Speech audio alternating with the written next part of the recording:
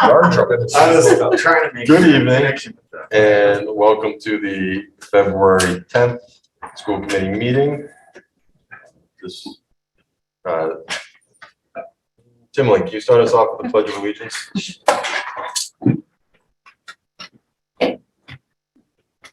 I pledge allegiance to the flag of the United States of America, to the republic which stands one nation under God, indivisible, with liberty and justice for all. Excellent job.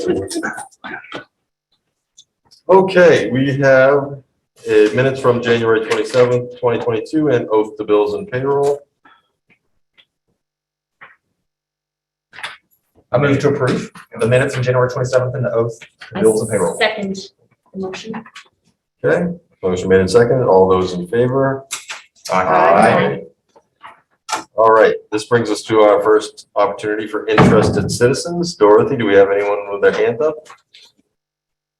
No, we do not. Okay. Then that will bring us to recognition. So we turn to Stella Austin for her student representative report.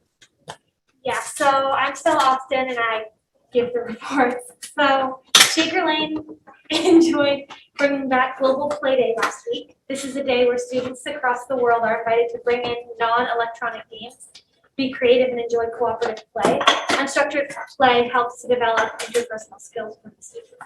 Shaker Lane celebrated the 100th day of school today. It was a super fun-filled day of activities celebrating this milestone.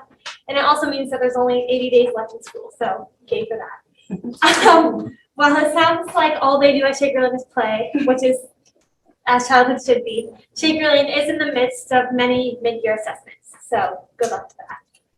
At Russell Street, the fifth graders had their first concert Tuesday night in conjunction with the Littleton Middle School, Littleton High School bands, and all of the students did a great job. Congratulations to Miss Bridge, Miss Sheldon, and all of the band members. After 2 long years, their friend Hero, the therapy dog, visited Miss Smith's 3rd grade class. The students wrote persuasive essays about the benefits of therapy dogs, and then they got to experience it firsthand. It was a great afternoon. This week is National School Counseling Week, so special thanks and appreciation to Miss Layton and Miss Sklar for all their hard work with students and staff at Russell Street School. Next week, Russell Street is having a Spirit Week. There's something special planned for each day, and they will also be having a virtual presentation from Matt Wilhelm, a BMX rider who will talk about his experiences and focus on anti-bullying. So special thanks to the Littleton PTA and for the LEF for finding and funding this program. The middle school students took their math testing on Wednesday and they expect great results. And the middle school will also host their first 7th and 8th grade Kids Night Out on Friday, February 11th. This will be the first in-person multi-grade event in 2 years, so it should be super fun. On March 1st in the LHS auditorium, this is for the high school, there will be a course selection meeting for the grade 8 parents. So we're looking to filter in the upcoming students from the middle school and introduce them to how things work at the high school. On March 3rd at 5 p.m. in the Littleton High School cafeteria, there will be the junior class silent auction. The profits from this auction will go towards many things, but mainly the junior-senior prom that is happening on April 30th. And this is the first junior-senior prom since 2019. So on behalf of the juniors and the seniors, I hope that many of you will be able to make it to this auction. The freshman class has been selling candy grams at lunch for the past week, and they will continue selling them on Friday, so tomorrow, and will distribute them on Valentine's Day. The indoor track team had their league meet last Saturday, and the boys won the leagues and the girls came in second. Congratulations to everyone. There was a townwide band concert this past Tuesday, and as someone in the band, I'd like to say how fun it was, and I'd like to thank Miss Bridge, Miss Sheldon, and everyone else involved for making it such a success. Continuing with band, the band's Disney's trip is in, if I counted correctly, about 10 days. And so all of those who are going are super excited and thankful that the trip is able to happen. We're about a month into drama rehearsals for the spring musical Cinderella, and the show is shaping up to be really good, so we're looking forward to that. Last Tuesday was the 5th NEML of the year. NEML, which is the New England Math League, is an after-school opportunity for students to earn extra credit in their math classes by taking a 6-question math test of high difficulty. For each question you get right, you get an extra credit point to your grade. So it's very exciting that we're still doing that.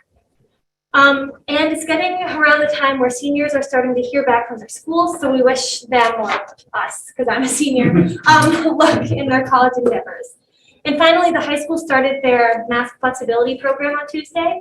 And from at least my perspective or my experience, the majority of students have been choosing to keep their masks on. This may be because they don't have the form signed or aren't fully in pool testing yet. So I'm interested to see how this changes as more students have time to fill out the form. Yeah, thank Thanks, you. Stella. I appreciate the update. Well done. That brings us to our February 7th vaccination clinic. Dr. Quench's going to tell us a little bit about that. I know I had my two kids take advantage of getting their booster shots on Monday, and it worked out very well. Great. Dr. Harrington, do you know how many students are going on the bench? Well, Dan has about 70 students. I think we're on 9. There's a lot of. Yeah, and it's fluctuated a little bit. I don't have the exact number. Stella, I'd say most of the band is going. I would agree. I know with that. there's at least maybe one student. Yeah, I know there are probably, I don't know, maybe 10, 15 students that are not going. I'm sure the number is more around that. But the majority of the students in band are going on the band trip, which is very exciting. That's great. That's very exciting. So on February 7th, we had another successful vaccination clinic. We had 120 available vaccinations and 70 were filled. So we're, again, as I mentioned before, we're getting close to the saturation point. So we have another clinic, maybe the last one of this kind, on February 28th. When I talked to the owner of the company, she, for some reason, felt like that one would be more populated with people coming to it. So it could be just some information I know in terms of second shots for students 12 and under. We're hoping that we're going to find out more information about vaccinations for children under 5 years of age. And the company we use right now is not sure whether they're going to offer vaccinations for that age group. So keep my fingers crossed if they do. That would make it very easy for us to continue on with what we're doing. So anxiously awaiting their decision. I think they're just trying to figure out what it entails. From my understanding, vaccinations may be given in the leg rather than arm, for example, and some other things that I'm not aware of. So hopefully they'll be available to do that. I have another acknowledgement. As I mentioned before, we have a very strong partnership with Park and Rec and Elder and Human Services as well. And it's exciting to work together on a joint venture where we're offering a series of 8 presentations that focuses on skills for life for students. Interactive, and it involves families together, so it's just not a student presentation. First one's going to kick off on February 28th, and we brought a short PSA with us this evening that we'd like to show you, so you have an idea of who this gentleman is, and he's very energetic and very skilled at what he does. So, Steve, could you? Yeah, give me a second.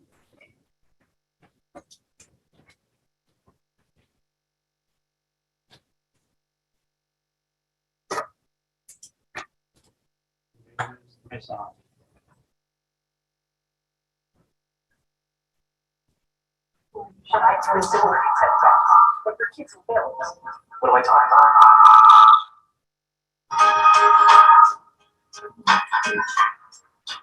Can you hear? Not really. I was gonna use that chair. You've never seen it before? I mean, what? My friend's called Ooch. Okay, here's. Let's go on. Pause the video. So, Pause the video. Get back to the end. While you're troubleshooting, I can just jump in and say that my kids have seen Ooch many times through the Schcmte program. Love it. They never get tired of him. They always bring Ooch in That's great. to Schcmte. They can't wait for him to come, and they just, I don't know much about it. I'm excited to see the promo, but they. that's good. they're I'm a really performer. Well, I'm also an educator and kind of like a life coach. But I'm also a DJ, comedian, and, well, Sorry about that. yo-yo guy. So, I'm Ooch.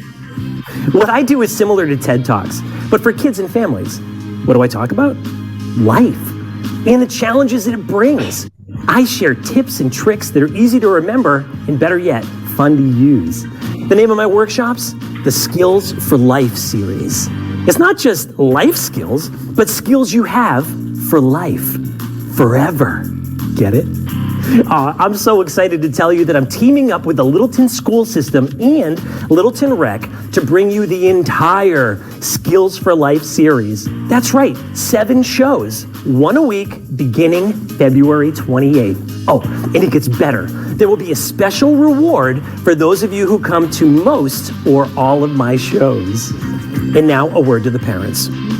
I am so excited to bring my tips and techniques to the whole family. So what's learned in the show can be carried on in the house. That's why it's mandatory you and your kid or kids come to the shows. And who knows, you might just learn something. After all, we're all kids at heart, right? I can't wait to meet you and share some of the things I've learned about navigating these new and tricky times. More to come soon. Ooch out.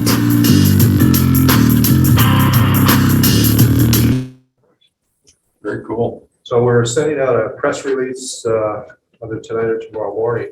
And please be sure to calendar those dates. It should be a great opportunity for families to talk about key skills that are necessary for success. And I've met Ooch a few times and had a great conversation with him about a week ago. And I'm really excited about what he has to offer up there. So can you remind us, they're starting on the 28th, is that right? That's right, 7 o'clock on the 28th. And where and every week after that, the same Monday, will be Mondays or? I think You know? we have a press release somewhere. Through here. Is it? Oh, It's in the packet. Okay. okay. It's. 6 o'clock on the 28th. Yeah, it bounces back and forth. Okay. High school and middle school. What's the intended audience? I mean, is it literally K to 12 or is it better for the middle school or It's right. middle school, high school students? It's tailored for K to 8, but we had a conversation with him about our high school, and the last conversation I had, he was going to try to expand it so that it's suitable for 9 to 12 as well. And he may even offer an extra session for 9 to 12 rather than 7. So if you need any information, it should be easy to find.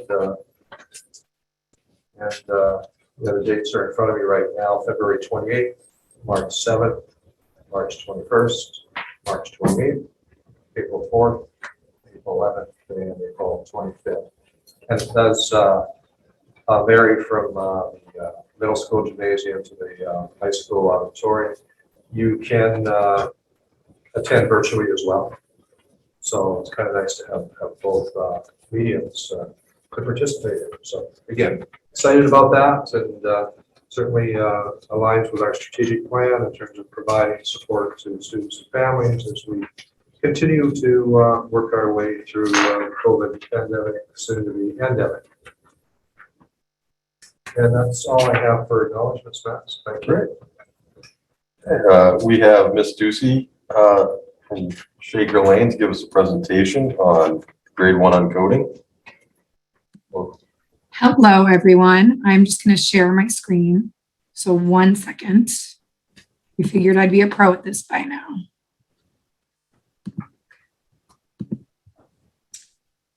All right. Can everybody see my screen? Okay, great. So hello, everyone. Thank you for having me, school committee. My name is Jess Ducey, and I'm a first grade teacher at Shaker Lane. So this, should I move? I should probably move this to the side. Sorry about that. I'm just going to minimize myself. So first grade has really dove into coding and unplugged coding this year. So when I first heard of coding and coding in first grade, I kind of felt like and probably looked like this dog. I felt a little nervous. I felt unsure. I wasn't sure how this was going to work in a first grade classroom. This is what I thought of immediately. I thought of complexity. I thought of solely technology based. I thought it was only for tech experts, which I'm definitely not an expert yet. I didn't think it would be that accessible to younger students, and I just felt intimidated. Luckily, I was wrong. What coding really is, it's definitely not this cute dog, but it's definitely as exciting as this dog is. This is what coding looks like in a first grade classroom. So the first picture at the top left is a picture from Scratch Junior, which is a fun, accessible way for students to code on their iPad. So it's very simple. It gives them beginning coding skills. And then the two pictures in the middle are unplugged coding, which I will discuss a little further in the presentation. The bottom left picture is a picture of some of our Ozobots, which we have been lucky enough to get from our STEAM teacher, Mrs. McGregor.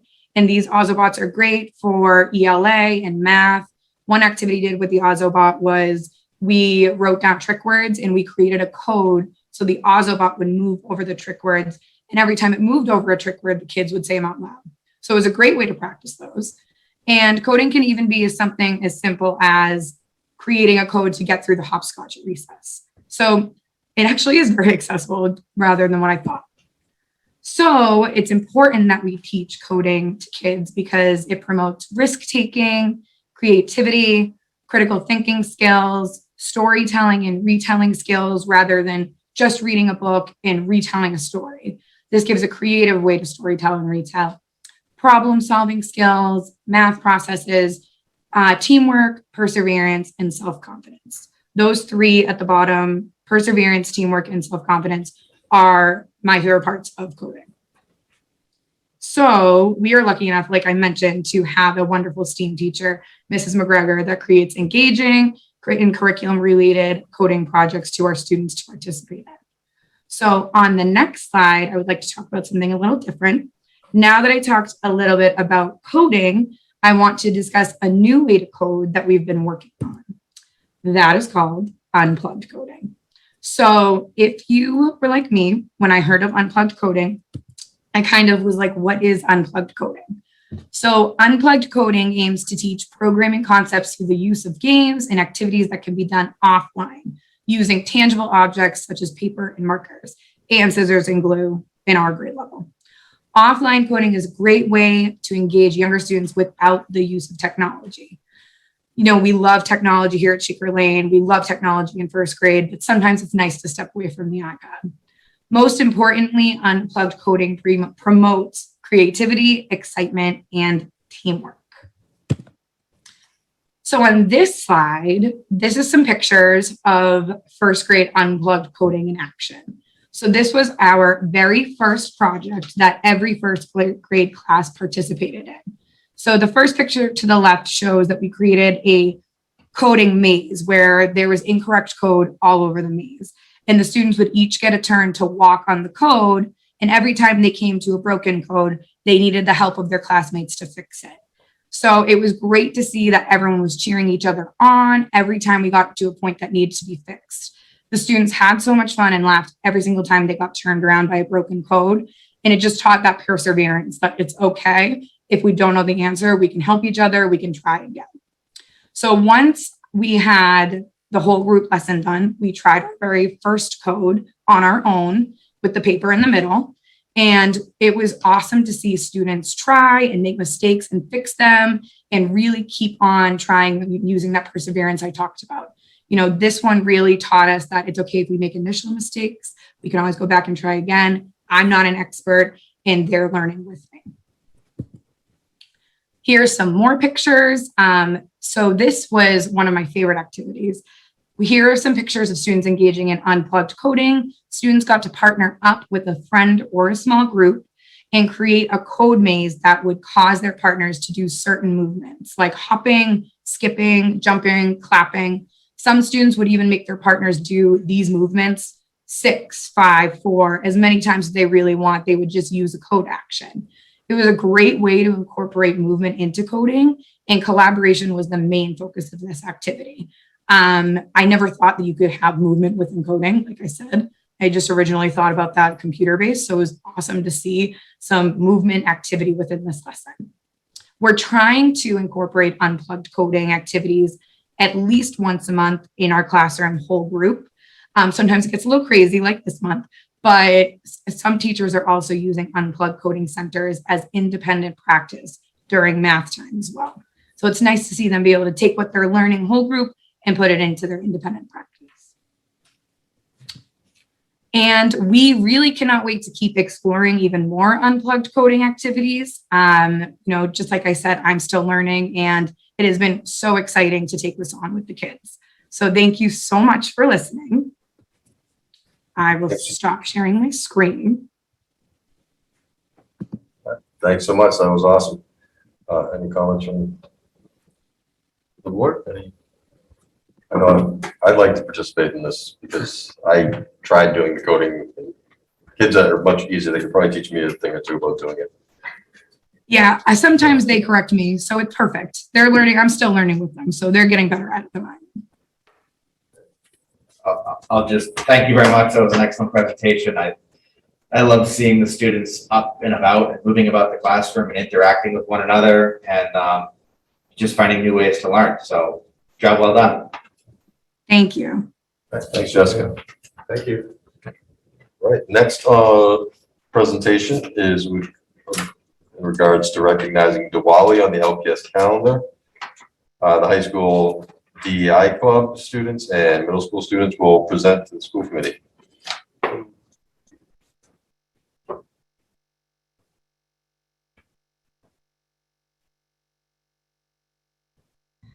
All right, so thank you so much to the school committee for agreeing to listen to our proposal tonight. I'm Madeline Kernan, I'm a senior, and we thought we could start off with some introductions. Hi, I'm Anne, and I'm also a senior at LHS. I'm Marv Aurora. I'm also a junior at LHS. I'm Rachel Friedman. I'm also a junior at LHS. I'm Giselle Kernan, and I'm a sophomore at LHS. Aria Watchsunder, and I'm in 8th grade. All right, so some background on how we came up with this. So Aria Watchsunder, who just introduced herself, she came up with this idea for her civics project, and she brought it to the DEI club, which is the Diversity, Equity, Inclusion Club at the high school, and together we made this proposal. So our mission statement is that the DEI club at the high school would like to include Diwali as an official holiday on the school calendar and to give students the day off without having to juggle holiday and school responsibilities. As a town with a growing Indian community, it is important that these students from all ages feel included and are able to celebrate the holiday without missing school. If we want to promote inclusivity and diversity in our school system, we have to allocate time for students of color to be able to practice their culture. We want to make education equitable for all. So here are some statistics. The Asian community in Littleton has grown immensely in recent years. Statistics from the Massachusetts Department of Elementary and Secondary Education show that enrollment of Asian students has grown from 3.9% to 14.3% in the past decade, which is a 367% increase. This totals to 234 students across Littleton Public Schools. We had paper signatures that 311 students across the middle school and high school signed, and this reflects the student population support of making Diwali an official holiday. And then we also had an online petition that got 417 signatures reflecting community support. And we had a number of our teachers also voicing their support for our proposal. And so now I'm here to talk about Diwali in other towns. So last year in December, Acton Boxborough schools agreed to give Diwali a day off, which will start from the 2022 to 2023 school year. Hopkinton will also be giving Diwali a day off starting the next school year. And Westboro schools give students a day off on Diwali and makes that a professional development day for teachers. And Westford has a large Indian American community, and they have recently started discussions on getting their culture recognized and things like that. And in Chelmsford, a few years ago, they began asking to recognize Diwali as an official holiday, which Littleton already has, and this policy has been put in place.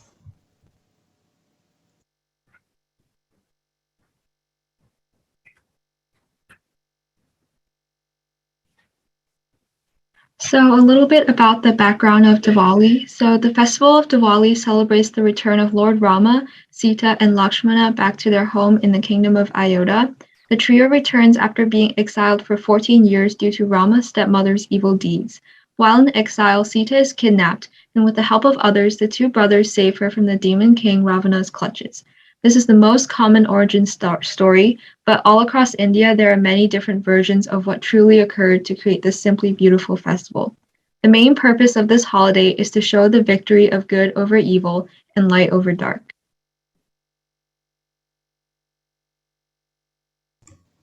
And so, living in the United States since I was around 5, I was noticed that Diwali here was always a rush.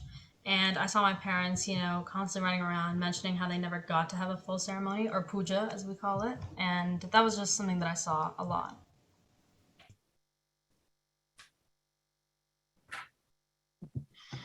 Growing up in America my whole life, I've always noticed a significant difference in the way Diwali is celebrated over here in America and by all of my family in India.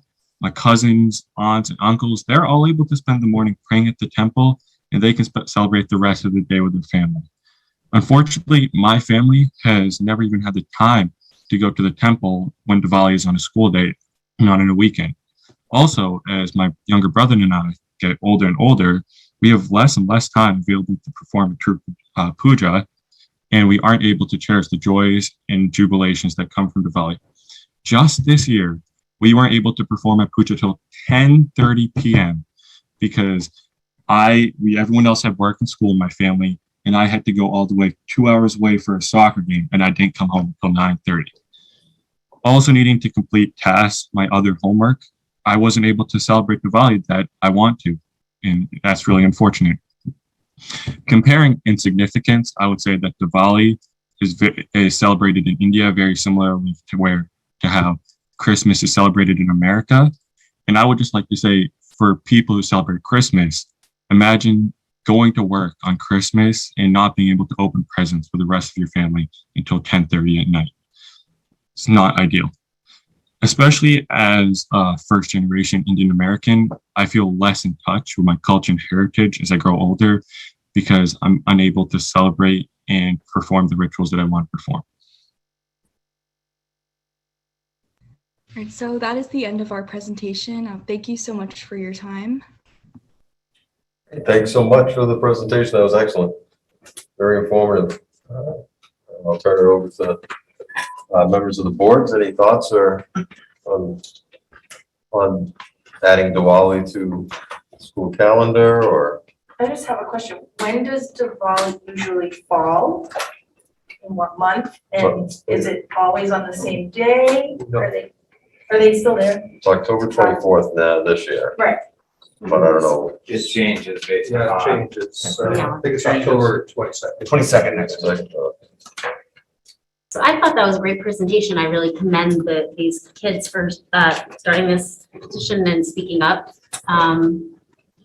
And one thing I do want to say is, I think some of the challenges that they cited wouldn't be necessarily rectified by making Diwali a day off. Obviously, soccer games, parents working, this might solve one piece of the issue, but this would be just one piece of it. That being said, I think it's a really important thing for us to discuss. I happen to be Jewish, and I know we give the kids Yom Kippur off, and I appreciate that as someone whose culture, that's a very, very holy day.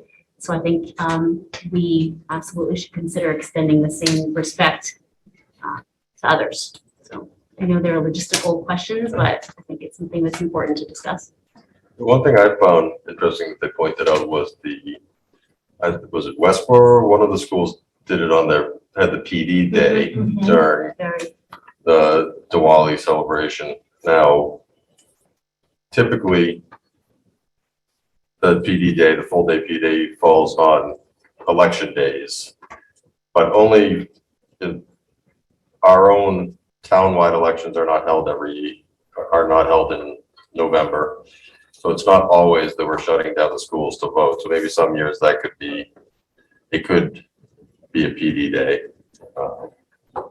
I think looking at the numbers, Asian and especially Indian Americans are making up a much larger portion of our student population. I do think it's certainly something we should consider looking into. Yeah, I also like that idea potentially of combining it with a professional development day. I think that could be two birds with one stone in the sense that we might be able to eliminate, I don't know logistics, so this is just off the top of my head, but potentially eliminate some of the half-day PD days and consolidate them into a day where the kids would have off school for a Diwali and the professional development could happen on that day at the same time. first, I want to thank the students for doing this. I'm thrilled this came out of a class and a really active DEI club. I know they're doing great things.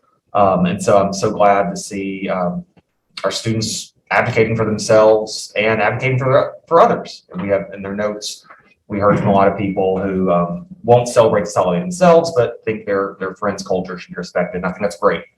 I think it's probably appropriate if I recall correctly, our next meeting is when we vote on the calendar. That's correct. That's correct. So so if we have questions about the logistics of can we make this a package deal, then I'm okay waiting to next week, next time to vote on it. But I'm going to support making this a school holiday for the reasons that you said. I think it was only fairly recently that we added some of the Jewish holidays to the calendar. Actually, quite a few years ago, I don't know when it was, but certainly Yeah, I think my oldest was 18, 20 years ago. Okay, so maybe it's, Westford had a debate about this recently. Right. And so I think that they made a compelling argument. And I'm persuaded by it. So a few things. Mrs. Steele and I had the pleasure of meeting with the DEI representatives yesterday, and we had a great conversation about this. You know, I've been thinking about this for a number of weeks. I mean, first of all, this is evidence that our strategic goal to review equity and inclusion in our school district is working. We have student representatives approaching us, pointing out parents' inequities. But there are many ways of looking at this, but the more I tease it out personally, we do celebrate Yom Kippur every year. We have Good Friday off as a celebration. And I don't think it would be appropriate to, in my opinion, to start looking at those 2 days and not celebrate those days when we've done it so long. So the only other thing we can do is look at the percentages of the population that celebrates various religious holidays and then respond accordingly. Just a caution, in terms of PD days, our full PD day currently, as Matt alluded to, is in conjunction with 2 other districts. So it's not as simple as us sitting around the table and making that decision. There are also contractual things that we need to be concerned about. Teachers currently work 182 days. Any extra days we pay for those days unless we can negotiate, which doesn't happen overnight, as we all know. Something that would be more palatable to have a full PD day when Diwali was offered. It would change every year. So these aren't insurmountable challenges, but they do take time, and realistically, that couldn't be part of the deal for next year. So what you'll be faced with at the next meeting is to decide whether or not you feel as a school committee that this is a religious holiday that should be added on the basis of the population of people in our community that celebrate it. It comes down to quite a simple concept without much complexity. I am personally, after mulling it over, concerned about number of days of quality education as well. We need to be concerned about that. We cannot start until September 1st, so we can't back end the start of the school year. So that would require negotiation as well. And I can be quite frank with you this evening. I brought that up, and a negotiation team has brought that up every year I've negotiated for the last 12 years, and it's still there. So it's not something that's going to disappear very easily. And people in our community, when we surveyed them a few years ago, a number of years ago, it was about a 50-50 split, which is typical for this kind of discussion. So I'm comfortable with adding it. Again, it would push us out one more day down the road as we take a look at professional development, parent-teacher conferences, etc. As we negotiate, we can see if we can do something there. It's a little off topic, but I can tell you right now, as your educational leader, PD days are essential in order to offer quality educational programs to our students. We're ranked number 4 and number 2 for a reason, and one of those reasons is we invest heavily in our staff to give them the toolbox they need to be successful. So it's just a matter of whether we can do something to have another full day or something. And folks, whole days aren't necessarily beneficial for PD. They can be, but if they're overused, and you're introducing too many concepts in one day, there's not going to be a carryover into the classroom.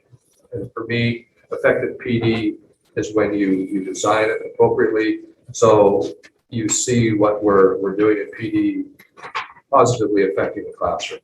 And if it's not doing that, we're wasting our time. So it's not, it's a complicated implementation. When you're looking at PD, we were very successful in our district over the years, and we continue to tweak it as time goes on. And our teachers are heavily involved in helping us organize the PD in their schools as well. So with that, I guess the question of the night on this topic is, do you want us to bring a calendar without a placeholder for Diwali next meeting? Or would you like us to put it in the calendar and then discuss it? I have a question, sorry, before we just answer that. This is a tough one, but do we think that there are other holidays that would follow on the heels of this decision as requests for days off? Like, is this something that, you know what I'm saying? That's a great question.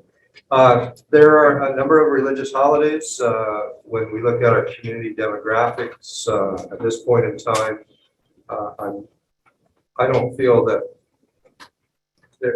it would be warranted with the population demographics to add any other holidays. Lunar New Year comes to mind. I know some districts have just offered excusable absences for that day, which, I mean, we do that already. But, you know, if our population changes to the point where we have a considerable number of people in our community that celebrate Lunar New Year, that we would have to come back to the table and have that discussion. Yeah, I think that's fair. I'm for coming back. Oh, go ahead, Justin. No, you can. No, to answer your earlier question, Kelly, I'm up for coming back to the calendar with a placeholder. My only 2 cents were, again, I think this is awesome that the students brought this forward. In the spirit of equity, diversity, and inclusion, I don't know that you sort of have to hit certain thresholds within your community to honor a religious holiday or at least entertain it. So I do think that maybe there could, the Lunar New Year, or what was the other one that you passed on? EID. The end of Yeah. I can't remember the last one. Yeah. Yeah, so currently we celebrate 2. We recognize Yom Kippur and Good Friday, Diwali, Lunar New Year. You know, we could be at 5. Christmas. Christmas is just built in. It's just the way the calendar works. Yes, we're recognizing Christmas, but it's built into the first winter break. But that's deliberate. Yeah, I would say that the winter break is built around Christmas. I would say Christmas is. I'm not in disagreement. Okay, good. But I believe Christmas is also a federal holiday. That's where the conversation goes. So we either do all of the religious holidays, or we do none of the religious holidays and we just celebrate federal holidays. Or the third option I came up with is the 5 religious holidays become half days, and you take your half day PD and put it on that. And if you happen to be a staff member that celebrates that religious holiday, you know, you're expected to attend 4 of the 5 PD because one of them might be your day off. And I'm sure there are other ways to do it too. But we added Juneteenth. We're getting out after Juneteenth. If you add these other days, we can't start until September. We definitely have to be up before the 4th of July. Yeah, you have a good point, Justin. The only thing I would add to that, unless you have a population within your community that celebrates the holiday, is always bad. Well, I'm sure there are some people in our community that do. But if you're looking at 1% or 2%, doesn't make sense. With those children would be able to take it without, Right. like, not holding against them, Right. where they would, a test can't be made, you know, a test could be made up if it was given on that day. You know, the other way to do it is just to have them on the calendar, which if you look, they are listed on the calendar so that if we didn't take the day off, at least the staff would be aware, they would sort of build the week around it. You certainly wouldn't have your exam on that day when you might be thinking that you're going to miss a certain percentage of your population. We all miss days. We have doctor's appointments and, you know, other things that take place in our lives. So I was initially thinking I'm all or none Mhm. on the holidays. To add to that last point you made, Justin, it's irrelevant whether they have exams that day. They're missing work. And our focus, it's always been our focus, but it's a focus that we're putting more time and efforts in as student wellness. And we're 2.5 years into the pandemic. It's a major area of focus for us. I can tell you from personal experience that when students miss time, especially in middle school or high school, they at times get stressed because they have to get caught up with that work. And it doesn't take long for students to get to the point where they don't feel that they can get caught up. And, we need to be cognizant of that. And they spoke very, very eloquently that tonight when they were saying, look, I got to school and if you're playing on a team, usually there's a participation component. If you don't play a game, you may not play the next game, or, even though we make concessions for these holidays that we don't give a day off, I don't think our concessions are by any means perfect. And I think these students tonight are certainly alluding to that. We've done this for years, but yet teachers have a curriculum to cover. They have standards that they have to cover. They have standardized tests in some of those subject areas, so they're under the gun as well. And I'm not for extending the calendar unless there's a good reason for it. And when it comes to equity, as a district, we believe that we should be equitable in every aspect of our operations. So, Well, in terms of, the equity as a principle is certainly something we're striving for. There's numbers. It's not only the statistics, but also a petition with 400 something signatures from middle school and high school indicates at least a superficial level of broad support for this. And, we were talking last time about Kindness Week and people kind of stepping up for people who,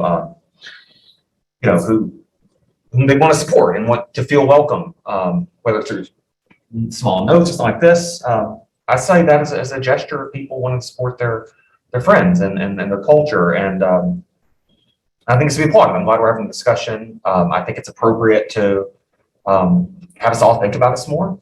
Justin's proposing some ideas here that I hadn't considered before, and I appreciate that. So I would be with Jen on, let's have a calendar with it. And we may, as a committee, vote not to support that calendar, but I want to have that option. Excuse me, Chairman, one of the student analysts has would like to speak. Aria? Oh, yeah, I just had something to add. We had spoken to a few teachers, and most of them voiced their support for adding this to the calendar, and they understand that it's very important for us to recognize these holidays. And I certainly agree that considering the PD days and the early release days, and it must be very difficult for you all to draft this calendar every year. So thank you. Thank you. sorry. So to move this discussion forward, we can certainly continue it at our next meeting. We will put Valley as a placeholder on the calendar, and then we can continue our discussion. We will be asking for a vote next meeting. So we can get that calendar out. We have many families that are very organized and booking appointments for future years, and we're already starting to get calls. Yeah. So are we. Sounds good. So again, thank you for the presentation. That brings us to the school-based wellness update. And tonight we're going to start with Shaker Lane School. And Mrs. Kane. Good evening, everyone. Thank you for having us. Thank you for having me. I thought Dr. Harrington was going first, but I'm ready. Don't worry. I saw he was first on the billboard and I was last, but that's okay, Dr. Harrington. I got you. So thanks, everyone, for having us here. I'm going to share a few things. I'm going to start with our students and some of the things that we've been focusing on this year. So this year, and I'll talk a little bit about a couple other things at the end, but these are the highlights this year for our school-based wellness update. So Misty Adko is our school adjustment counselor this year. This is her first year with us, and she takes students for lunch groups. This is also something that we've had in the past. She's really focused more on nurturing the students right now, the relationships. I think we all know that with the COVID years that we've had with some of these students, some of our kindergartners, this is their first time in an educational facility ever. So those lunch groups have become more of conversation-based, friend-making, problem-solving, and emotional support for those kids. We've also continued with our 6-week social thinking curriculum. So we started that a few years back. My first year I was working with Miss Matherin, our guidance counselor, and Miss Diadko, the school adjustment counselor, took this over. And she's added some additional pieces into the first 6 weeks of school. It's like 6 or 8 weeks, where there's a lesson each week that she teaches to the students about social thinking. So some of it is about personal space. This is my personal space. This is your personal space. We talk about being with the group, staying with the group, paying attention, listening to the group. So there's 6 different lessons that she teaches over 6 weeks to each classroom. Our community meetings and school projects are still happening. We've read a couple of books this year, All Are Welcome, Happy in Our Skin, and Kindness is My Superpower. Really not different than any past year. I think this is Shaker Lane. This is who we are. This is what we do every year. Are we building on it? Yes, because the kids need more support this year. But we talk about welcoming kids and making sure every kid feels connected to someone in the building, that they matter, they belong, and being happy in our skin. That was a great book. I think I might have even had Stella talk about that at one of the presentations, where the kids had little people and they were in a variety of color and shades and they decorated them. We're getting ready to take that bulletin board down, but it was students decorating what they looked like after we read that book to the kids. And Kindness is My Superpower. We read that during the Great Kindness Challenge a couple weeks ago. Our spirit days each month, these kids love their spirit days, just like the staff do, especially pajama day. Nothing like rolling out of bed, coming into school. They're relaxed, they're comfortable. And I do feel that when the staff are relaxed and feel good, the kids are relaxed and feel good, and everything feels good at Shaker Lane. So we have some impromptu days. For example, we had the Patriot Spirit Day. It was a bit of a bust. It didn't work, but we'll still have those spirit days to help out our Patriots. And I think the Red Sox are coming up, right? It's baseball season. Cheryl, Mrs. Temple will know that. The Great Kindness Challenge, we participated in that. I'm presenting. Okay. Sorry, it's man-to-man defense tonight. One's out, one's here. So we have the Great Kindness Challenge. Fantastic week. I know lots of schools, and I believe the high school took part in this. I think the other schools did as well. Crazy socks, crazy for kindness, wearing ties, kindness ties us together. Write a nice note. We had a special message every day. We announced on the morning announcements that the kids had to do a little challenge in addition to the spirit days. Give a compliment to someone. That was one of our challenges. Give air high fives on Friday. We also started this year positive affirmations, and we started that right after the new year. There was a kindergarten classroom, and every morning I would hear them cheering, cheering, cheering. And I walked in, I'm like, what are they cheering? And they are cheering, we can do hard things. And I'm like, well, I like this. So after the new year, we, every morning when we do our morning announcements, we read a positive affirmation. And then one of us will say it. If I'm doing the announcements, I'll say it. And then everybody will repeat it in the school. So it's a way for us to start our day, to connect it, and to feel good and have a positive sense of just starting the day off right. Every month we pick out a book. Miss Deacon and I go around. Teachers are welcome to sign up. We send it out at the end of every month for the following month. We do a diversity reading to the kids. So we've read a couple of really great books. Most of them are about diversity, but some of them are about perseverance, grit, growth mindset, overcoming challenges, confidence. So that is something that we do every month with the kids when teachers sign up. I'm going to start to get into a little bit of things that are going on in the classrooms. I asked the teachers to send me some ideas that they would want to share. I wish that Miss Deacon and I knew everything wonderful that happens in the classrooms, but we can't get in all of them. So I do have a couple of highlights from some classrooms. The first grade team, based on the PD that Mrs. Steele had put together this year for Universal Design for Learning, created a Universal Design for Learning math lesson. where, for example, I can't remember what the topic was, whether it was place value, but the teachers had a number of options for the kids to pick a place value activity. Some were challenging, some were easier, some were right at the middle of the road. So they were able to tailor their learning. And that was from the PD that we had this year. And the kids said that was the best math lesson. So just to hear that the PD that we're bringing into our district is making these kids feel comfortable, confident, picking something that works for them, makes us feel good all around. And the wellness for the kids is fantastic. We have lots of teachers do entrance greetings on the way in, as they greet the kids in the morning. You know, do you want a high five, a hug, a fist pump, a dance, a wave? And that's how they greet the kids in the morning. One of our kindergarten teachers, you may have recently seen an article in the, I believe it was the Lowell Sun. It was another newspaper as well. She had a small little article.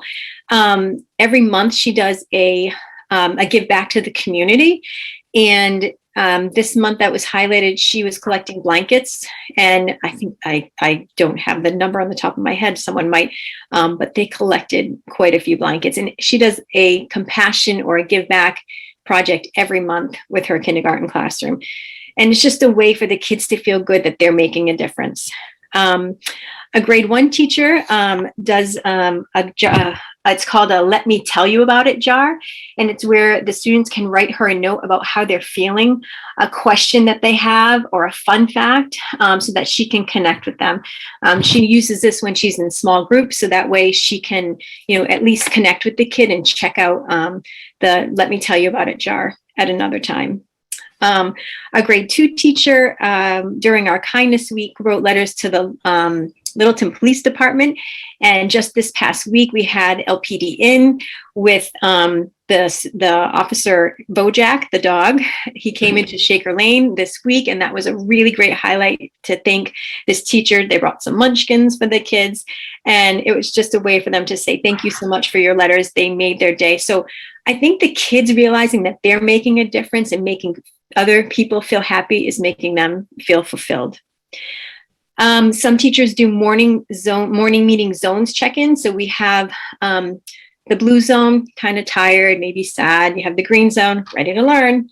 You get the yellow zone, kind of anxious, maybe not feeling well. And you got the red zone, which is like, wah. So in the morning, a lot of the classrooms do morning meeting check-ins, just zones. How are you feeling? Where are you going? Some kids complete this on their seesaw activities. Some kids complete it in a morning meeting. And that's just a great way for the teachers to get a pulse of how are the kids feeling today. We have mindful breathing, stretching, listening, seeing. A few years ago, Dr. Clenchy bought yoga cards for us, and the teachers are using the yoga cards. They use them in morning meeting. They use them throughout the day to center the kids. We have one teacher who's working on a mindful minute corner where there are lots of mindful activities, a chance for those kids to press pause, catch their breath, and then come back to learning. So those are a few highlights with our kids. With the staffs, every staff meeting, we always start our staff meeting off with the staff meeting celebrations, and staff are welcome to share any celebrations that they have, whether it's, you know, a colleague that did something really challenging, someone that put a presentation together, someone that's going through a hard time and is just powering through. So we start our staff meeting every month with a celebration, and then we go into our Tiger Paw of Excellence and we hand that off. So again, another way to uplift staff members and make them feel good. During the monthly readings that I was telling you about, Miss Deacon and I do before, we give the teacher that time to kind of catch their breath, go use the restroom without having to have a neighbor cover your classroom, go grab a coffee, grab a drink. So they get like 15 to 20 minutes just to kind of catch their breath, regroup when they sign up for that. We've also done Thanksgiving bingo and holiday bingo. We've given out Starbucks gift cards, socks. The kids, I think, are just as excited about the bingo when we come on and they make the announcement every 30 minutes. All right, the next bingo picture is a snowman. And the kids are excited. Do you have it? Do you have it? Do we win? So that's really fun for us. We've also done Secret Snowflake, where the staff can opt into picking a person and just bring in a little treat for them during the month of December. And then we celebrate that with an ugly sweater breakfast. That was in December, right before the break. Before the holiday break, Miss Deacon and I put together a 4-day countdown to the holiday break and trying to just hang on to those days. So we had bagels and donuts one morning for the staff. We had a hot cocoa bar that we put together, a chips and salsa day, and then the holiday bingo. And then in the beginning of December, we had each teacher pick a name out of a little bowl, and they had to write a nice message or something positive to help this teacher get through the month of December before winter break. So those are some highlights that we've done with the staff. And I just want to say, like, and I think, my colleagues will share this as well, that what we're sharing tonight, our school-based wellness presentation, is what we do every day. This is giving you a little bit more of a glimpse into what's happening. I'm sure that they'll all say that this isn't something that we're showcasing tonight. This is something that we work on year after year. We build on it more so now than ever. But this is what we do. This is what we do in Littleton. This is what I walked into years ago after Mr. Faraday retired, and this is what I'll continue. And I'm sure when I retire or leave, someone will pick this up. But it's what we do to make sure that these students feel safe, that they have a sense of belonging, and that they matter. So I just want everyone here tonight to hear that this is not just a bonus. This is what we are in Littleton. Thank you.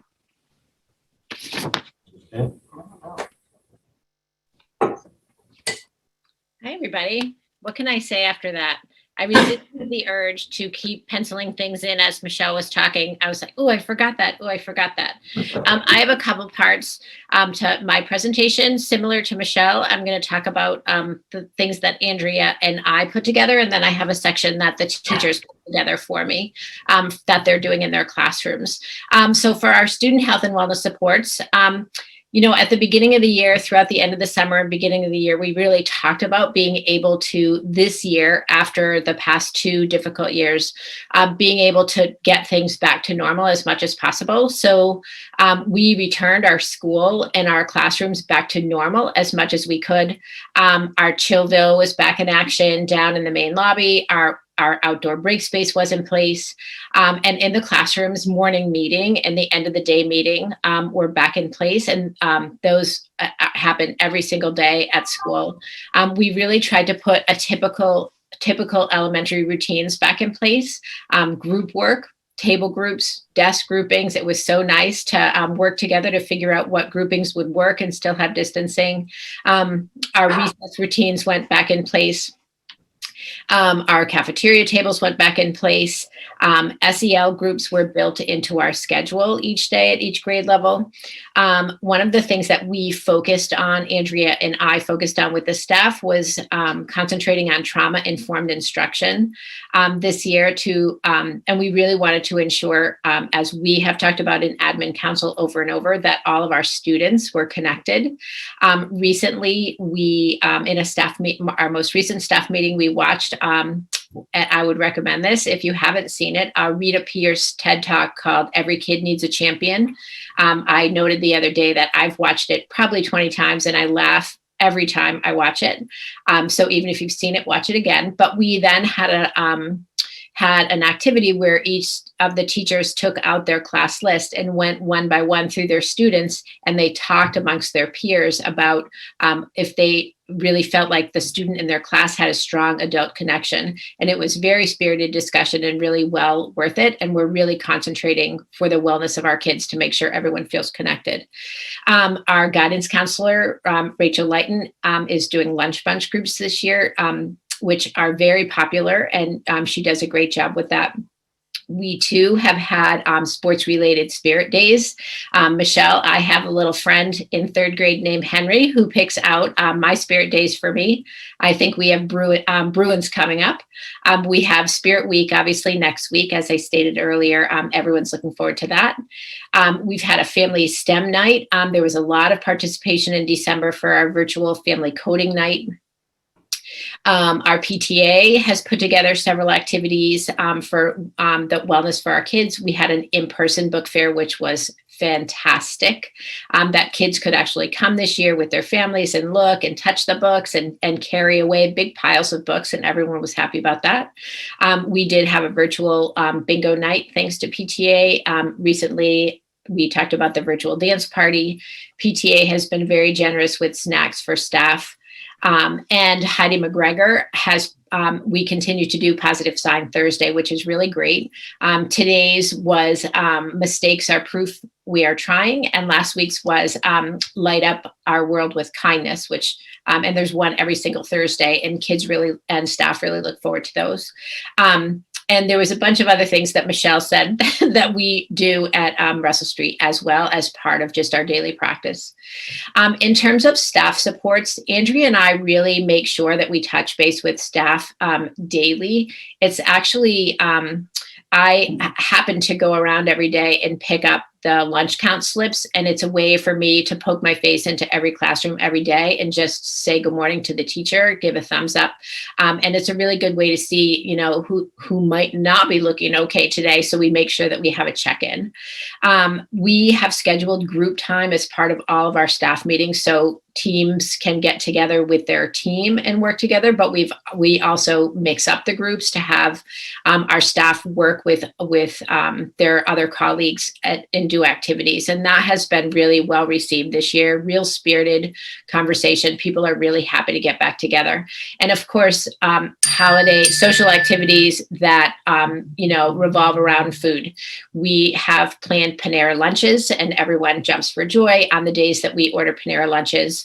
Earlier, we had an ice cream social. We did a staff outing in December. We had several days where everyone just brought in snacks and we shared them. We had the holiday sweater day. Recently, we had a spa day a few weeks ago with snacks, and teachers could come in and pamper their hands with Mary Kay products, and that was really well received as well. So we're really just making sure that we're kind of looking out for each other and making sure people are doing okay. In terms of what the staff has shared, in grade 3, they are doing their morning meetings, as I indicated, to incorporate greetings and sharing of activities. They're working on restorative circles, when some themes have been friendships and mindfulness and self-acceptance, problem solving conferences, second step lessons, and the classroom book a day discussions.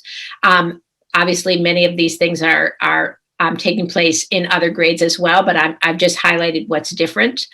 In grade 4, they do all of those things. Plus, they have some SEL themed books: empathy, kindness, respect, acceptance, friendship, and sharing feelings. They also use Brain Pop for conflict resolution, mindfulness, goal setting, stress, and self-esteem. And they've focused on I statements to help with feelings and conflict resolution. In grade 5, they have worked on SEL lessons each week, including empathy, a stand in my shoes activity, positive self-talk flower, a mindfulness hot chocolate activity, and growth mindset. They also did a kindness rock garden, and they're doing a Valentine project for the elderly. In Unified Arts, our library, the SEL is a major factor when choosing book purchases. Breathing and relaxation exercises used to help kids focus on read aloud during library time.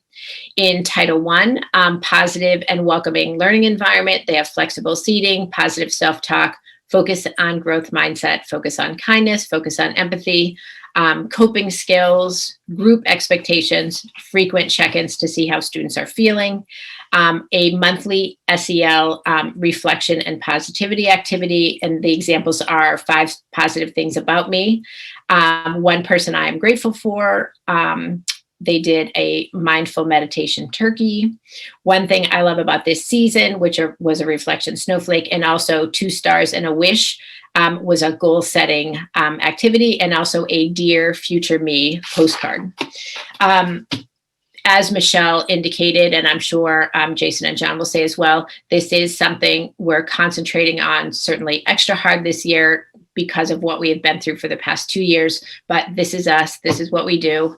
And we're really just making sure that everyone has that connection and is taken care of this year. Thanks. Cheryl? All right, thank you, Cheryl. For the middle school, you know, we went into this year knowing that we had no idea what to expect in terms of where the kids would be in their social emotional health, and you know, the structure of middle school isn't quite the same as it is at the elementary schools. We just don't have the same amount of time between staff and students to share, 50 minutes in a class as opposed to maybe 5 hours or so. So we have to really be mindful about how we structure our opportunities for student health. And so when we went into this summer into the fall, we wanted to make sure that we addressed this issue. And so one of the things that we did was to reorganize our advisory program.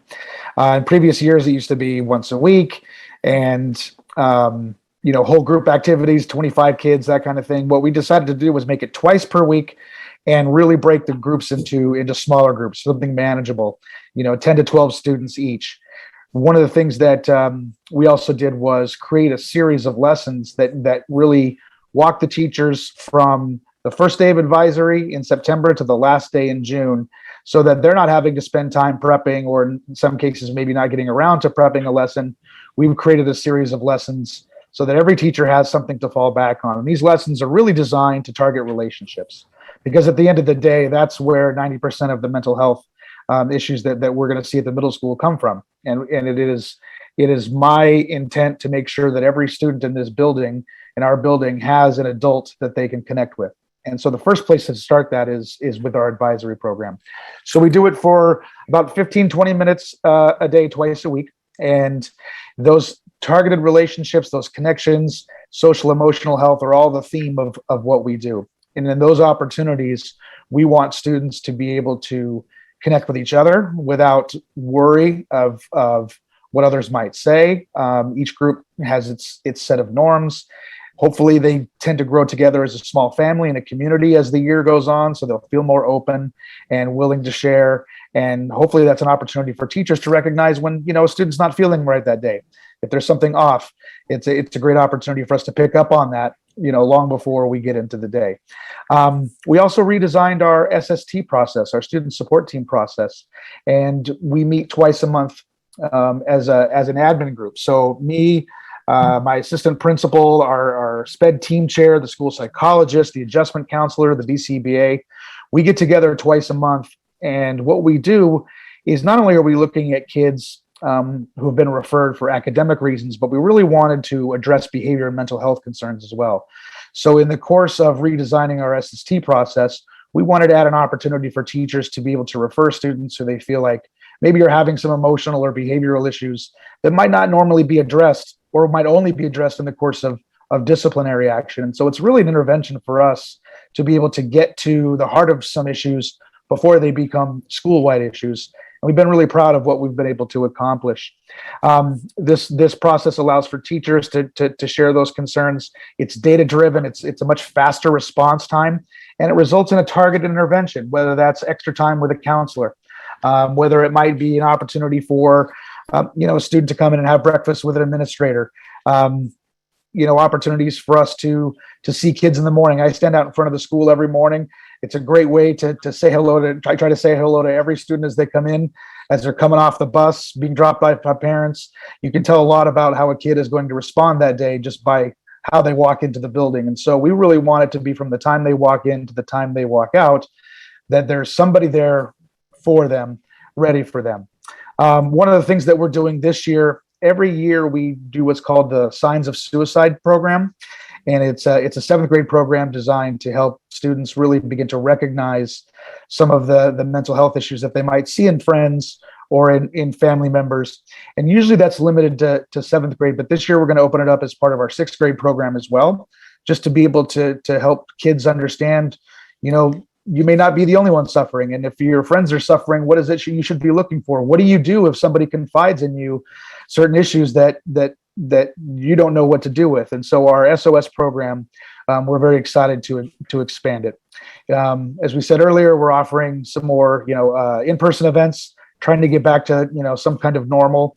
Our grade 6, for example, does monthly awards in which they recognize students for certain themes, whether it's kindness or empathy. And it's a great opportunity. If you haven't been to the middle school to see a 6th grade team award show, I encourage you, because it gets raucous, it gets fun. We have music and clapping, and the kids are so supportive of each other. And what we're really trying to do is build that sense of community so that kids are taking care of each other. And all of this includes, just the things that we've been able to do post-COVID, like going from lunch in the cafeteria and in the gym to bringing everything together. Schedule changes to allow for one less class and more time with some other things. We have weekly team meetings, which administrators and team members get together with the focus just about talking about kids and where they are academically, socially, emotionally, if there's family issues that we need to be worried about. All these things inform the interactions that we have with students. And sometimes information is so hard to come by, but it makes such a difference when you have a student in your class who's just having a rough day and making it hard for you to do your job. Sometimes a little background information just helps you take a breath and realize, you know what, this kid's going through something that isn't as important as what we're doing right now, and I need to think about my approach.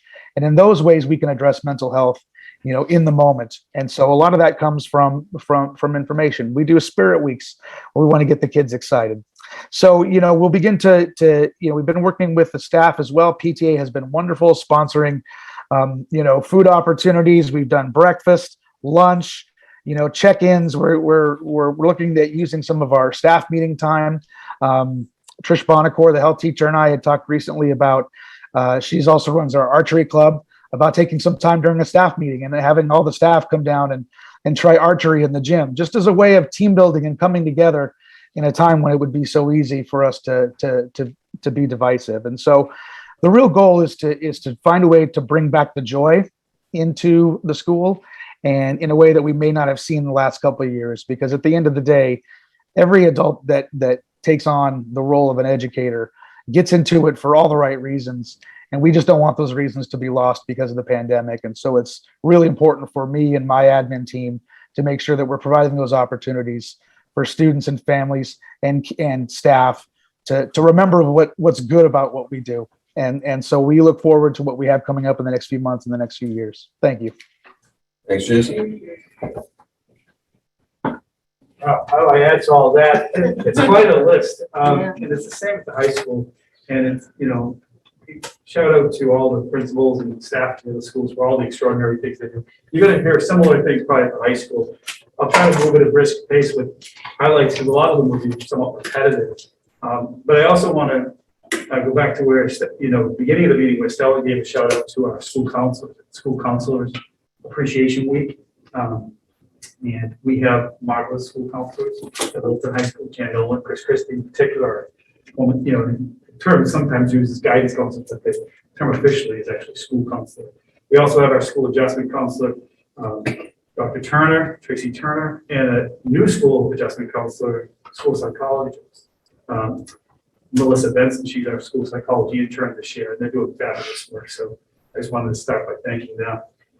And as you know, staff and student health and well-being is a constant area of focus and attention at Littleton High School. It was, and throughout the district. It was before COVID, and especially now. You can see how we're pouring it on thick in all our schools. One of the things I made some notes just to mention some things that I didn't want to get lost in sort of recall. One of them is important to note is we did in-person and virtual suicide prevention training for all the staff this year. That's something we've done before COVID, but we made sure to do it early in the year. I think Tim was talking about a concern at a local college that's this past year at the last meeting. So it's something we pay attention to every year, and this year is no different. Individual counseling and guidance sessions from our school counselors, the people I already mentioned, are critical. If you talk to your children and if they've met their counselor, more than likely they have, certainly at Littleton High School, they know them, and when they do meet them, they usually have a fabulous impression of them.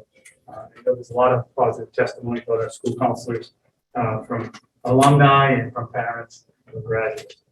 Strong connections. That's been mentioned time and time again. Strong connections between staff and students. Frequent communication and outreach to parents and caretakers. There's a lot of advantages to being a smaller district, smaller school. We really do get to know parents and work closely with them when there's a particular concern, when there's trouble, there's an issue going on, something they need help resolving. Councils this year have provided something unique. This is new this year. The drop-in times for staff on Tuesdays to check in and talk about whatever they might need or want to discuss. Drop-in times, and they're using it. They just, might be something, they're worried about a bill, they're worried about something in their personal life, and they can talk to one of our school counselors. And they really went above and beyond their outreach to staff this year. And it's been really well received.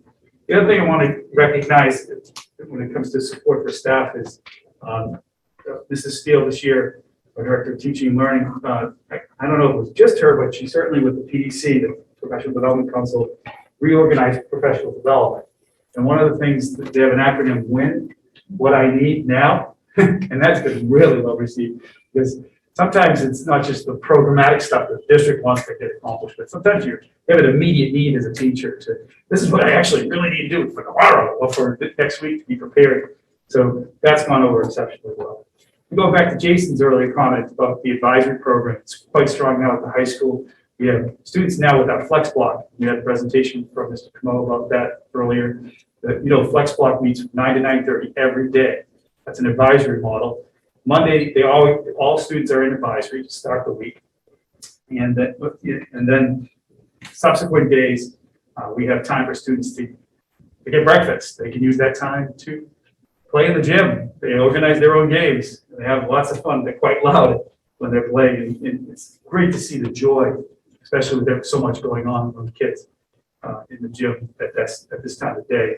There's also a time for academic support, tutoring, if they're falling behind. But if they've had absences and they need to make up work, so they can go and get extra help from a teacher and make up work. It's a real time for meaningful connection. We put a strong emphasis on relationships. I also want to recognize the students who made the presentation early today about Diwali. A number of those students also are planning something else that they'll present to you at a future meeting, similar names and faces, and there's additional students. These student leaders are planning a mental health awareness day in high school. This will be in May. I met with them just this past week about it. I'm planning it actually for an early release day, May 27th. I think that's an appropriate day to do it. Hopefully nice weather for the long weekend before Memorial Day. Staff will go into professional development in the afternoon, but they'd like to do something with a field day, maybe some yoga sessions, real focus on different workshops for kids for that half day, but student-led. So I'll have them come back and present on what the program is and what the schedule is before that.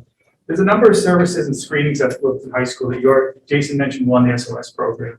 We actually conducted that this past November for 9th and 12th grade. We have the Youth Risk Behavior Survey partnership with Emerson Hospital scheduled for March 10th. That'll be coming up.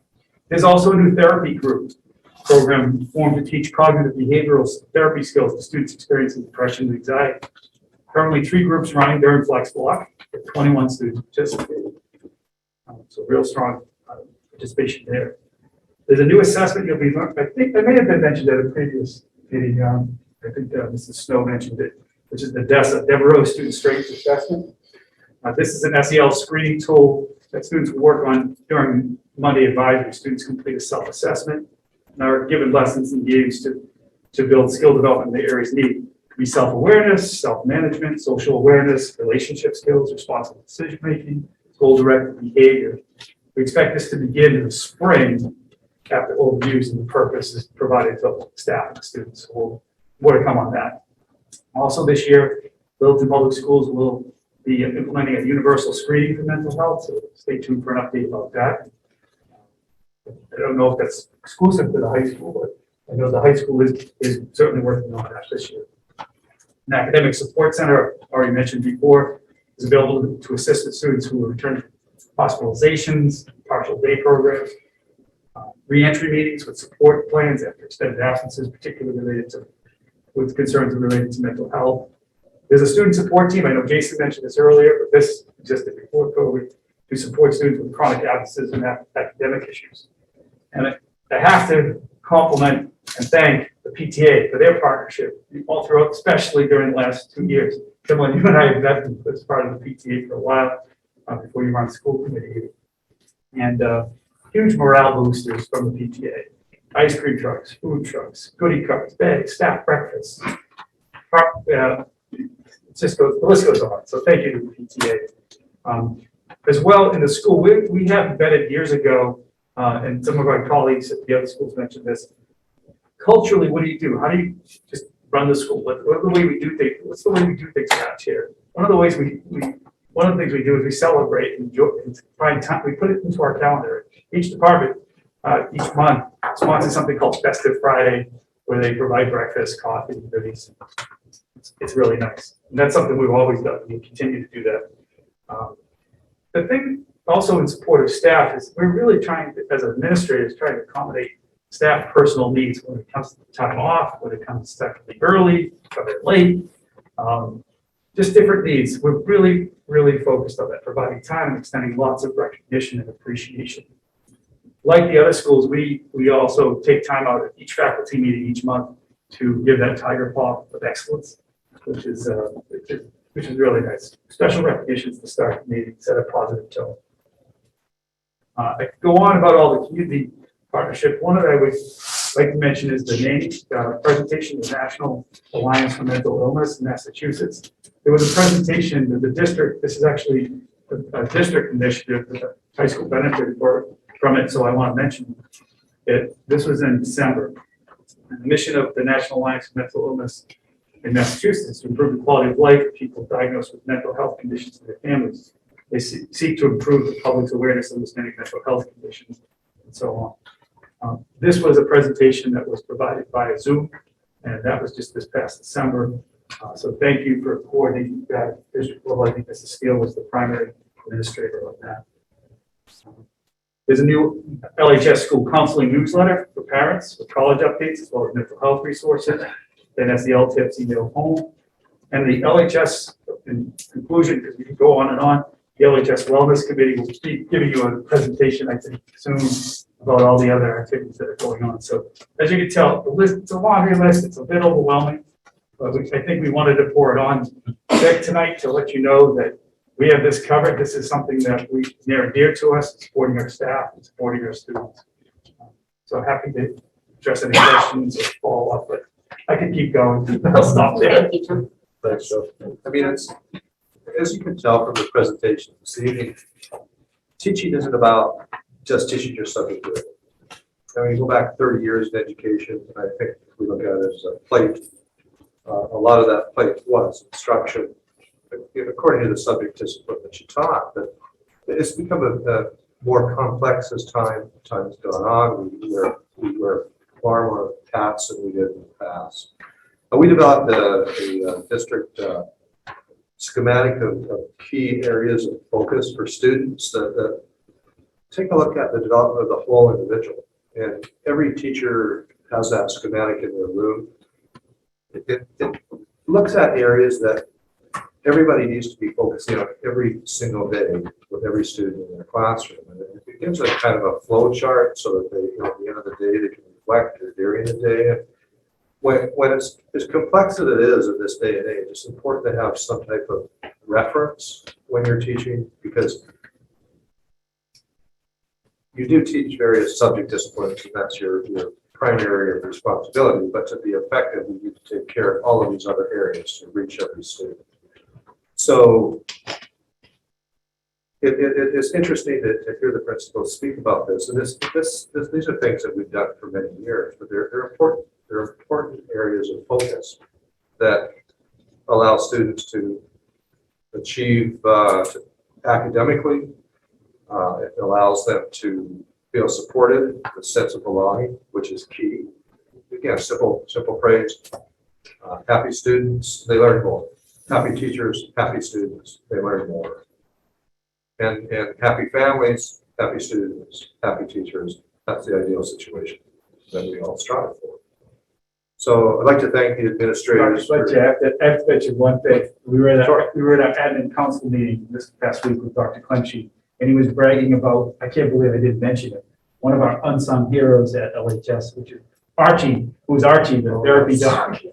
He's there every day. The kids love him, the staff love him. Huge addition. Archie, the yellow lab therapy dog. So, and you were bragging about him yourself. So I just wanted to thank you for your support for that. Yeah, that was one of our, I don't like calling it an experiment, but we certainly were going into an area that we hadn't been in before. Actually having a staff member have a therapy dog during the entire day, and it's been picture perfect, I have to say. And with that, we also had a conversation about the importance of having a growth mindset and venturing out into the unknown.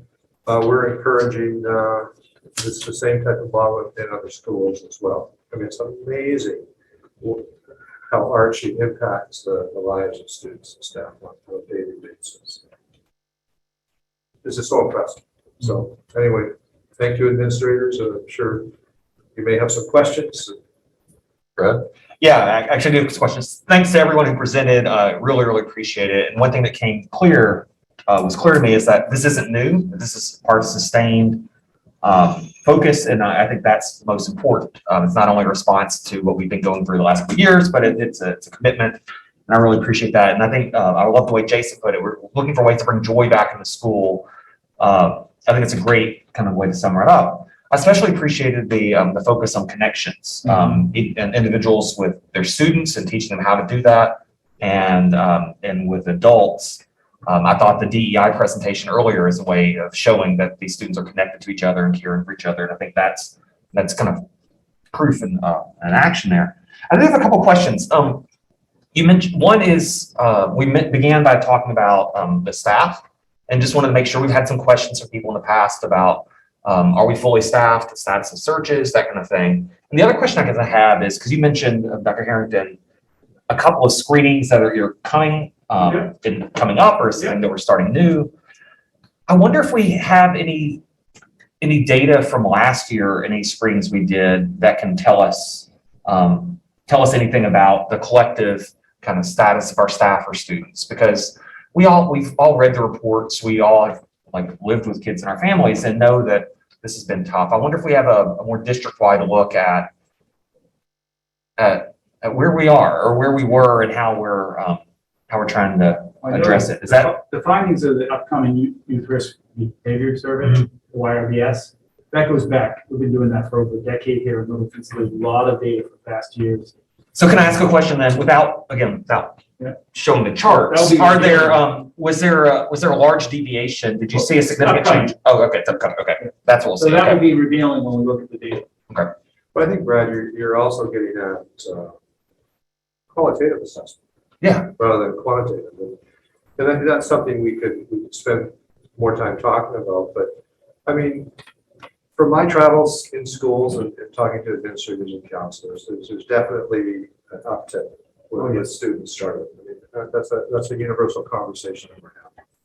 And also the ability of our students to settle back into a classroom learning environment at times has been challenging. We've certainly made great strides throughout the year. We're feeling good about what we're doing, but you know, the bottom line is it's been hard on everybody. We realize it.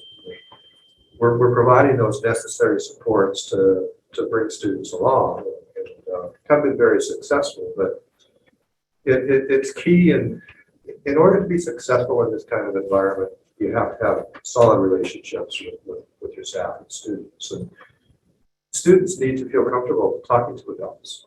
And at times, you know, it's unfortunate, but it happens. The students may, for various reasons, not want to talk to their parents about something. And a lot of times, they don't want to disappoint them. So having that connection, and we have our administrators work with their staff through the year and go through every student in their school and identify an adult connection, just to make sure.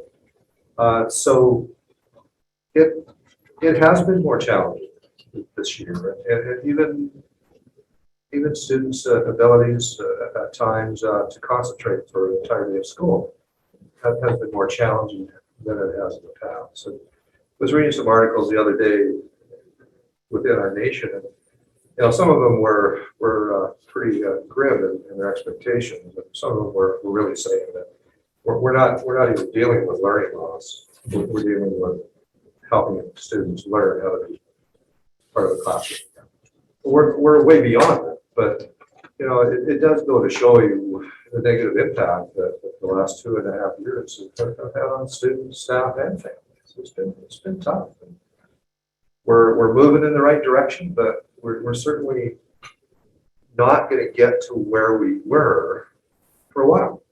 And it's not going to be a month or 2 months, and it'll probably be a year or two before we're back where we really want to be. And again, every individual is different, every student is different, and they have individual needs. And the key is to spend the time with those students to be able to identify what their needs are. If we had a high school of 4,000 students, that'd be a tall order. We have 450 students in our school. And if I go back to, we're very fortunate that our schools are of the size that they are, because it allows us to give a more personalized education to our students. Thank you, and I look forward to those reports as we move forward. I guess the last thing I would say is that I really appreciate the attention, all the reports to what we're doing to support the staff as well. At Salem State, our School of Education partners, just a lot of districts, and a lot of them are turning to us for emergency licenses because their teachers are leaving. They're just fleeing the profession, fleeing certain districts. I don't think that's an issue here. I'd love us for us to do everything we can to make sure it remains not an issue. And so the pop-in counseling, the other supports are really important. And I just want to applaud all of y'all for doing that. And Brad, I can speak to that. We've worked hard, and as a result of the hard work we put in, we have significant longevity with our staff. And when our staff leave, it's usually for a promotion or a relocation. So this year, we're pretty well full staff. We're struggling with a grade 6 generalist position, which is still mind-boggling for me, because usually you get 200, 250 applicants for a job. But we've offered the job a few times, and Jason certainly is frustrated as well, because he sends me an email and the resume and help with some reference checks and make an offer, and they accept, but then all of a sudden they don't deliver. So we're fortunate enough to have a grade at the grade 6 level where we have some flexibility in scheduling. So we're not going to replace that teacher. We're going to just reallocate students to classes. And the way that grade 6 generalist works in middle school anyway, there's already some team teaching going on. So it's not going to be that big of an organization. The only other struggle we have, and the services are covered, is when we we're still looking for a BCBA. It's really hard to come by. We're close. I mean, we made an offer. We have another one coming in. But those services are still being delivered through contracted services in our district. Psychology, the psychologists are another one. And when you look at really what psychologists do, there's two areas of focus for them. Testing is one, and the other one is counseling students. So what we did is we reorganized our psychologists, and they're focusing on students, and we're contracting out most of the testing. So everything is covered. We just don't have another psychologist. So we're short of psychologists and BCBA. So considering the times, we're pretty fortunate. And that was my question, because I know we I'd like to weigh in on the BCBA. Please. Because and I was worried because our BCBA had to leave unexpectedly and without notice, and we had posted the position. I was worried about being able to get applicants and thinking, coming up with a plan B for us to contract out. We had 12 incredibly solid applicants, and the position was posted on January 19th. So I know that a lot of places are experiencing a lot of struggles with being able to fill vacancies. I have my sped director Jane emailing all the time. I have this vacancy. Do you know anybody? But we're full and getting applications, which is amazing. And to have multiple candidates that we're looking at is a good place to be. That's great. Thank you. Any other questions? I'll just add on, tons of information, you're doing an awful lot, and I'm glad you sort of teased out, because I was a little bit more interested in how's it going versus what we're doing. And you got to do all that stuff anyways, but as we all know, you can't get through the newspaper without reading an article on the mental health crisis. And I like that, what I need now. So what I would add is, if we ever feel like we need to be doing I know that this isn't the brainstorming function of how to solve the problem, but this is certainly going to be we work on the budget, we can help make decisions, strategic planning. So in the event that we need to be doing something different, focusing more on the individual and less on the academics, please bring it forward, because we all feel that this is absolutely critical to the success of our school system at this point in time. And especially, you said it before, if we do control the budget, if we need to reallocate resources or find more resources, it's our job to help you find them. And so just wanted to tell your administration and then your team, let us know what you need. This is the most important thing. And I'm not adding much. I just want to say thank you to each and every one of you. These presentations were incredible. The robustness, the the way you guys are, as Brad said, the staff, the kids, approaching this 360 degrees, like it's really impressive and appreciated. Again, we do understand this is not a COVID specific thing. This is an ongoing evolution of programs that have been in place, but it's very reassuring and inspiring to see all the things that are going on. So thank you all. It's a lot of work. We appreciate it. It's really nice to be able to focus on education. Yes. It really is. Well, again, thanks everyone. I'll just reiterate what everyone else said. This is an extremely important topic, the wellness of both staff and students. Let's keep up the good work. That will bring us to financial update by Business Manager Steve Mark. Let me share my screen. So good evening. Happy to come and present a short summary on the budget. So this is our normal budget report that we provide a couple of months. Nothing has really changed. I would just like to take this opportunity to point out a couple of things and reminders to the committee. So under the regular education, under the salary lines, both regular ed and special ed lines, if you recall that we withhold part of teachers' salaries. They like to get paid over 26 weeks. It looks like the salaries is low. It's not, because we withhold some of that salary money for teachers. So typically that summer salary amount is about $2 million that we withhold, and we pay that out to the teachers over the summer. Just wanted to remind the committee of that. We are watching on natural gas costs. Those are actually up. They're up about $40,000 over our normal 10-year average for a couple of months here. So we're watching that. The cold weather that we've had hasn't helped. We've also allowed the teachers to crack open the windows a little bit. So we're heating that air that comes in and provides fresh air and trying to maintain those temperatures. The warm weather that we're having over this week and hopefully coming up will help maybe mitigate some of those additional costs, but we are watching those costs as well. Transportation, you'll notice transportation in here. There's a lot of money left over in the budget, the $941,000. We are waiting on quite a few invoices from our busing company.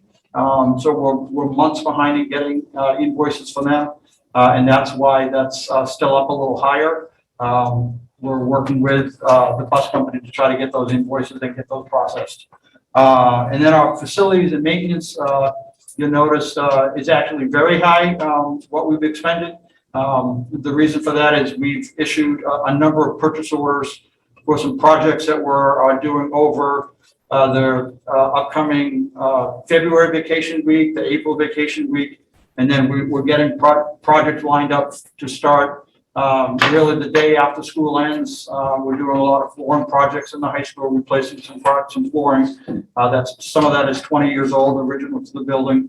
We're doing a little bit of work in the Shaker Lane School for some flooring, trying to maintain the buildings. And so that's why those numbers are a little higher. We're also going to delve into, as has been our mode this year, to delve into a couple of the cost centers in a little bit more detail. So we're going to look at the student and staff support lines. And you can see that's $1,337,000. You can see that salaries, it's about, it's about split even between salaries and expenditures. And I'll get into what those expenditures are in a minute in a more detailed slide. But that's student and staff report. And then we're also going to dig into a little bit into the other instructions. Again, it's salary. This is a small budget item. It's $295,000 out of the total budget. And I'll get into the details in the next couple of slides here. So student and staff report, student and staff support, that's at $1,337,000. It's approximately 6% of our total appropriated budget. And you can see that the salaries and wages of that is a little over $700,000. And that includes our guidance staff, their administrative support staff. That's stipends for teaching, curriculum, mentors, department heads. A lot of those stipends are here as well. This line also includes our technology staff and our nursing staff as well. They're all included in student and staff support. And then the expenditures in that line is about $630,000, and that includes VHS and Edgenuity support. Those are curriculum support classes available to students. This includes curriculum materials, technology supplies. This is hardware, laptops, Chromebooks, iPads, classroom technology. All of that is included in this line. Professional development, tuition reimbursement, so as teachers take classes and get reimbursed. That's actually about, we budget $100,000 for that, and that's included in this line as well. This includes our medical supplies, contractual services, and things like that. And this also includes additional money for our food service program support as well. So that's the student and staff support. The next cost center is other instruction. Again, it's a very small budget amount. It's $295,000. It represents about 1.3 of that appropriated budget. And if you remember, let me back up a little bit. That appropriated budget is $22,590,000. So it's so students, other instruction. It makes up $171,000 in salaries and wages. That's club advisors and stipends for all of the after-school activities and clubs, and athletic director and athletic director salaries. Those are all included in this line item. And then the other, the supplies and materials is a big chunk of that is ice rentals. These are meet and conference fees, equipment, scheduling software, things like that. So. Again, it's a very small percentage of the overall budget. And that's, Steve, that's my quick report. Really don't push ice rentals, like hockey? Yeah, ice rentals, yeah, ice rentals. Okay, that's not dog. Yeah. Yeah, that's not because Littleton doesn't own our own ice. We Understood, just want to make sure. Yep. Yeah. So that's the summary in a quick, it's hard to transition from Archie, the therapy dog, but I realize that. Would you say it's a rough transition? I'm glad to answer any questions. I'll open it up to the board.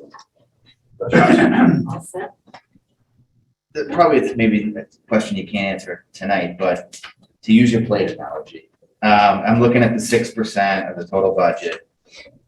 1.3, and that's the guidance staff, admin support staff, healthcare nurses, like on the heels of the whole mental health crisis thing going on. Would you say is it fair to say that the average school district is spending about 6% on this slice of the pie? Or do we need to grow there? Are we adequately spending enough money on these things? Or do you think we're where we need to be, or do we need to look at some adjustments going forward? I think we're a little better than we have been. Okay. We purposely added staff, so I think we're in good shape. And when you look at district expenses, I would say we're in line. We're a little better off at this point in time. But it's not anything that's not in line with ours. Perhaps a little bit higher. Okay. With a couple of positions. So. Thank you. Great. Any other questions? All right. Thank you very much, everyone. Thanks, Steve. All right, that brings us to old business. We're going to just make a quick change on the order. We're going to have to do the two quick updates first on the mass flexibility at the high school, and then the COVID testing program. Then we'll delve into the mass flexibility regarding the Board of Health decision last night. Good. I can start out mass flexibility at the high school. We were so pleased when Tuesday arrived, because all of the hard work that we put into making this happen, and it was a lot of work. We may give you the impression that it doesn't take a lot of work, but it's a lot of work to get these things going in a fashion where you set yourself up for success. And there's a fine line between success and failure when you're making significant changes. We never ever expected a guess as an analogy, when our students graduate and at the end of graduation, they throw their caps in the air. We didn't expect people to be throwing their masks in the air like they do at graduation. And that's typical in these situations. People are at different spots. We know that from dealing with going for 2.5 years in our community. And our students are no different than what we see in our community. What I can tell you though is the climate is really positive, and students are really respectful and self-reflective. And the first day, 2 days, we were up to 17% exercising mass flexibility. That's staff and students included. But when I use the phrase mass flexibility, it doesn't mean that they had their masks off all day long. It was really interesting to watch. In certain scenarios, they would put their masks back on. And then when they felt more comfortable, they would take their masks off again. When Dr. Harrington and I were walking down the halls, we had one young lady say to us, because we were all masked up, when we were walking down the hall, and she said, I just wanted to say that it really was nice to see Mr. Kamal walking around the halls with a mask today. It made me feel so much better. And again, students are looking for cues that this is such a big difference. For 2.5 years, they wear masks, and all of a sudden, there's a choice. So it's going to take some time. And I'm just so impressed with the way they're being thoughtful about each other's needs and respectful of their choices. And that's what we want in this process. Today, we're at 19.5%. And it'll slowly grow and as soon as people become more comfortable. And today, it's been a long time where we've had 0 COVID cases in our school district, and considering we just coming down from Omicron, that's a really great sign. I've made my day today to see those zeros for a change. Usually zeros aren't good things. It's finally nice to get the email from Dorothy, right? Yeah. That's right. So, John, I'm going to ask you to make a few comments as well, because you've been in the trenches on this. Fantastic. Okay. Sure. So thank you for, it was nice to be able to walk around the building with you the other day. And Stella spoke to this actually at the beginning of the meeting. There's I think a number of students, there's about 72, I looked it up, there's about 72 kids in the band right now, at least on the roster. And a lot of them are being especially cautious because of the trip. And I actually talked to students today. I've had several meetings with class officers over the last 2 weeks.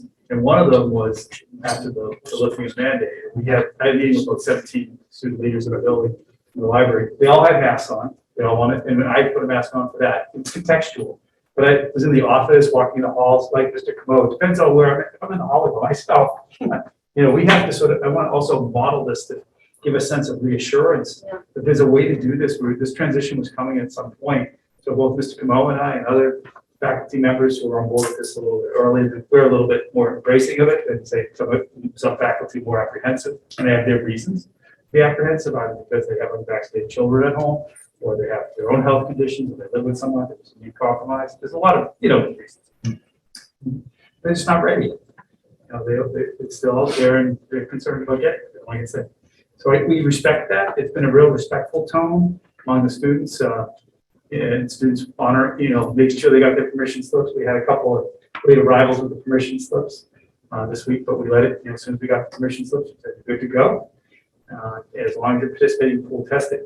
The challenge for us has been the linkage between the pool administratively, is just managing the paperwork, cross-referencing, confirming that you participated in pool testing with your eligibility. It's a lot easier if you just have parent permission and more straightforward, and we can move forward. But the pool testing requirement, I don't know how long that will continue. I know it's a part of our agreement or arrangement with the Board of Health, and we respect that, and we're carrying that through. That's the only sort of thing. It takes up a bit more administrative time and nursing time than we would like at this time. We're getting more efficient at it. This is our first week of doing it, so we've streamlined some things. We do have to constantly update our Google form, or we have a shared document with the faculty to let them know who's eligible. So there's new needs coming in. I told them be prepared for bumps. It's going to be a bit bumpy this week, so because we were at that kid was on the list at 7:30 this morning. They came in at 9. They were on the list. Yeah, because we got the permission slip. Right. And the parent dropped it off and we weren't gonna put them on hold and say, wait till tomorrow. You're good to go. You follow the process. So the kids are really following the rules, and they have an expectation that they're gonna be granted that right, as they should, to be able to exercise. And some kids have been kind of funny. I mean, one kid, we all laughed, all the ladies in the office, and Keith and I they were watching through the windows. He printed his permission slip, and then he walked out. It was kind of dramatic. He's not a dramatic kid either. And he's just like, rips off the mask, dramatically killed. It was like graduation. I mean, he was like, he didn't throw it out in the air, but he was like, oh, and he was all by himself. Anyone was watching it, but we were all watching through the glass, and it was funny to see that joy. That it is bringing more joy back into the building for a lot of kids. But again, we have to acknowledge that there's also students and staff who are apprehensive. And we'll get them there. We'll bring them along. They always have that ability to exercise their right to wear masks. But some are more ready than others to go now. So thank you for your support of this. I think it's a step in the right direction for us at the high school. Thank you. Thank you. And it's a great feeling to have people decide whether they want to wear a mask. The choice is where we were hoping to get, and this is the first sign. So we're thrilled. We're at that point, and again, we're not out of the woods. I don't want anybody to think that it's going to be golden. It hopefully is, but it's Omicron. It's still around, and there will be another variant that'll be around the corner. We just have to figure out how to live with it. Hence an endemic. So with that, I'd like to go into our testing program update. There are a lot of rapid antigen tests that went home today. And we sent an email explaining when we would like families to have their children take those tests so that it coincides with our full testing program. And I'm going to turn it over to Lynn at this time. Thank you, Dr. Clenchey. As you said, yes, we sent home a lot of tests today, so it's been a whirlwind few weeks. So I thought it might be good to start with just giving you kind of an update on the numbers and then go into a little bit of what the flow looks like behind the scenes to be able to execute something like this. Because I think it's hard to really conceptualize it unless you're really putting those QR stickers on the tests and putting the test in the bag and counting them out and making a spreadsheet. So anyway, as of today at 3:30, we have 999 opt-ins, which is great. They're spread pretty equitably across all of the schools. So we Those have are students? That's all together. Okay. Yep, all together we have about 999, and in total between staff and students, I think we have 1,965. 51%. Yep. So we have at Shaker Lane 232 have opted in, and this is now just for students. We have about 800 students who have opted in. There is a significant amount that are on the do not distribute test list because they're in that 90-day window. So that has taken some time to be able to parse those out. At Russell Street, we have about 225 students who have opted in. The middle school, 176, and at the high school, 168. And across those four schools, we have anywhere from 27 to 44 students that are in that 90-day window. And so for staff, we have around 144 opt-ins, Shaker Lane, 41, Russell Street, 38, the middle school, 30, and the high school, 37. So, and when we look at these are the numbers that were distributed last week and then today to the students. So even from then, we've already had another 50 to 60 opt-ins, which is great. Distribution went well today. It did take a lot of logistics and planning. Russell Street gave us 2 thumbs up. Cheryl was wonderful, and she really gave the teachers a lot of guidance on how to distribute the tests and a specific script on what to say to the students to make sure that the tests go from the teacher to the hand to the backpack and home. So just if you could bring up, Steve, the timeline slide. So we started this on January 19th, where we had gotten an update from DESE about the updated testing program. And so right after that, we had to complete an intent to participate survey. We completed that on the 21st. over to work session. Or that section. Yeah, Beth, I think shared it with you earlier. I think it's called Updated Testing Program Launch Time. You had it up earlier, actually. No, you had it up at the beginning of the meeting. But I'll keep going. The visual I think is helpful, but also. So then on January 25th, we had an admin council meeting, so we discussed the updated program as a group. Following that, on January 26th, there was another webinar from DESE with some program updates and some slight changes. I met with the nurses, and the nurses met with their building administrators on January 27th. We had to work with the town to be able to get a secure storage location for the tests because there's not a lot of storage space. And that was also the evening that we presented to school committee the program. On January 28th, we sent the information in the opt-in letter to families via email. And that's when the tests also arrived for staff. And we were in the process of ordering supplies and materials in order to distribute. So then on January 31st, there was another meeting with the nurses. And then on February 1st, we had to create workbooks for each of the classes and advisories across all 4 schools. And so because we needed to be able to sort all of the opt-ins by school and then by class. And then we had to resolve some of the issues with the opt-in forms, because what was really helpful was parents when they put in their teacher's name, but some parents put in a question mark, or they put in Mrs. B, where they put in I don't know. And so then we had to cross-reference a lot with Aspen to be able to confirm who that individual's teacher was so that we could sort those lists by teachers. And so we prepared for the staff distribution at this time too. And then we got a little curveball because February 4th was a snow day, but we were still on track to be able to move forward with the student distribution because we did distribute the staff tests on February 3rd. So then February 7th to 9th, we have spent a lot of time preparing for the student distribution, resolving those master lists, creating the classroom sheets, and then cross-referencing to the do not test lists. And in the midst of that, we started mass flexibility at the high school. And so it's definitely been a bit of a whirlwind because then on February 9th, that's when Governor Baker and Jeff Riley announced the lifting of the mask mandate, which brings us to February 10th, which is today, and we distributed our first lot of student tests. And then we sent out earlier this afternoon a guidance letter to families on how to optimally use their tests during the going into and returning from February vacations. So things have gone overall pretty well. Does anybody have any questions about that part? Sorry about that. That's okay. Oh, there it is. Oh, there it is. So I guess just the one thing that I wanted to really highlight prior to you moving into the conversation about mask flexibility is just a few points to consider as you go into the discussion. I read an article a while back about the psychology of unmasking. And so I think it's important to know that the psychological hold of such a length of time masking has staying power. I catch myself getting out of my car at the end of the night at home, getting out of my driveway, going to put my mask on. Like I'm going into my house. We're very conditioned. Yeah.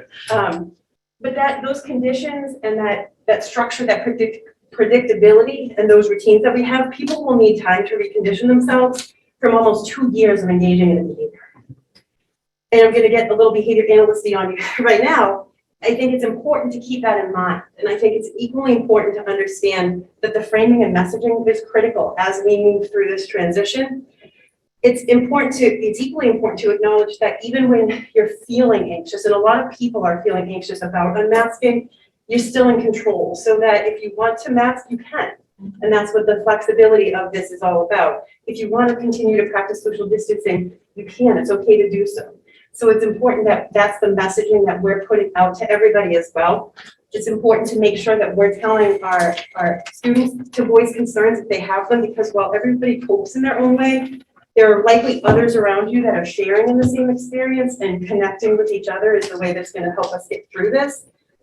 Because humans are resilient creatures, we know that. And we learn as we go. We've learned that over the past 2 years as well, throughout all of this. And as we rebuild our trust in each other and cope with our collective trauma, I think a new version of the world will continue to open up around us, and it's important to remember that. Allowing yourself and others the time to adjust is going to make the transition from being masked to unmasked all the more easy. Masks have become such a symbol over time, and we've come to associate this object with safety and responsibility, and so it's going to be hard to undo all of that without being thoughtful, systematic, and considerate of one another's experiences. And so I just want to make sure that those are things that are really in your mind when you're going into the next discussion. I just want to say thanks to you and your staff and the nurses and whoever's putting together those 1,000 kits and It's moving been a around huge team effort. and doing the spreadsheets. It's just doing that on top of all this during a snow week with we decide one thing, the Board of Health puts other things on. It's been a lot, and just want to say thanks. Yeah, I have to say it's been a lot, but it's been great because it's always from the beginning of this an all hands on deck effort from the building administrators, the staff, the teachers passing these tests out, the nurses, always wanting to, they gave up their professional development time on one of the half days to be able to have a meeting to discuss logistics on the distribution because they're so committed to wanting to keep the school community safe. Well, the fact that it went out smoothly isn't natural. It didn't have to go that way. And so I think we all just appreciate the work that you and everyone else is doing to put these policies in place. Thank you. Thank you. That brings us to the discussion on mask flexibility. For those of you who watched the Board of Health meeting last night, the Board of Health did approve us moving forward with mask flexibility in our middle school and when eligible in the elementary schools. A lot of that's going to become a moot point with the February 28th DESE ending the mask mandate there. So I think this conversation is going to be about how do we proceed, and I think Lynn Snow made some good points as far as I think one of the things that we want to do is make sure that people feel like we are being respectful of timelines, and we want to build confidence in people because, again, 17 to 19% over the past 2 days of kids feel there is a psychological effect. We want kids to know that we're doing everything so that they will be able to feel comfortable to eventually take that mask off at their own speed. But given that, I'll open it up to. Can I say a few things? Yeah, absolutely. I want to make sure that what we do is successful. And I know some people are more excited than others to have mask flexibility, and I'm excited that we're offering it, but we need to use a process that's set up for success. And people are at very different spots in this journey. And we have differing comfort levels in terms of mask wearing and wanting to wear masks. Our staff are skittish at this point in time. We have 2 teachers at the high school that are exercising mask flexibility. That's it. So that sends a message to me as the first dive into mask flexibility. We need to be cautious here because if we go too fast, I mean, one of my specialty areas is change. I'm a change agent. I have a proven track record for 23 years. And I'm successful because I take the time to make sure that I use strategies that bring people with us rather than drive the train without having those pivotal conversations, developing a critical mass, and also being able to pivot. That seems to be the word of the year, but change direction, slow down, speed up, depending on the environment and the data that you're taking in throughout the change process. So as your superintendent, I don't feel comfortable throwing caution to the wind. We're not there. So I would hope and I would ask of you respectfully that this does not, give us an opportunity because maybe on Friday the Board of Health lists their mask mandate that we throw everything away, because I don't think our public and our families are ready for that. I don't think our kids are ready for that, and I know our staff aren't ready for that. But that doesn't mean we don't move forward, but we need to move forward in a thoughtful, strategic way. And I have a couple of things mapped out here. I'm just throwing them on the table. And our next mass flexibility implementation should be at middle school. But having said that, we have some things we need to work out.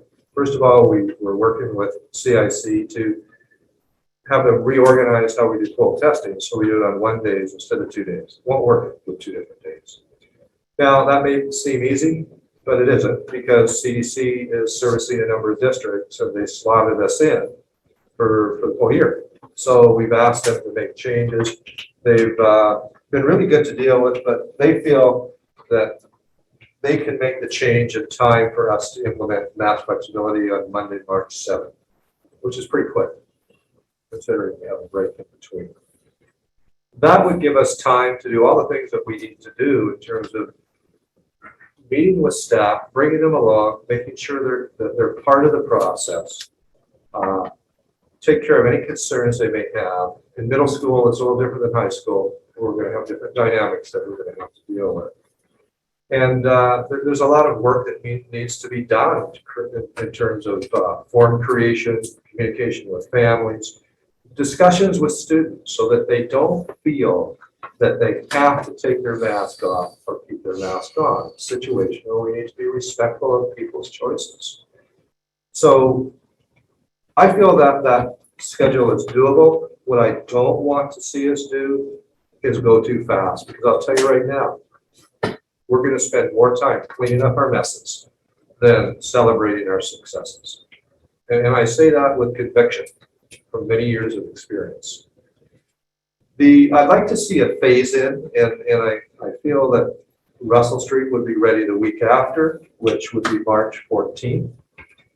And again, we're dealing with a different age group of students. And I've had the good fortune of being a principal of all those age groups during my career, which has been very helpful as a superintendent. And there are different strategies that need to be used with younger children. And what we want to make sure of as we go into this endeavor, that the theme of every single minute in school is that let's respect people's choices. And that doesn't come just by snapping your fingers. That comes with a lot of work and conversations with students.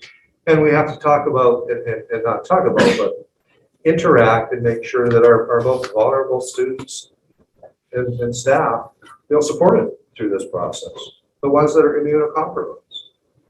And that doesn't take a 2-minute conversation. It takes time to sit down and listen, have a two-way dialogue, and really try to understand what their fears are moving forward. Shaker Lane, I have a to be determined only because we have pre-K in our school, and those students are not vaccinated at this point in time, and I'm hoping within a couple of weeks we'll have some good news. But then if the vaccination is approved to go, we have to find somebody to come into our community and not solely rely on the medical practices to administer those vaccinations, or it's going to take a lot longer than it should. And that's the other challenge that I mentioned earlier today. I don't know how easy it is going to be to find a provider. And that's something as soon as I have an answer, I'll certainly update you.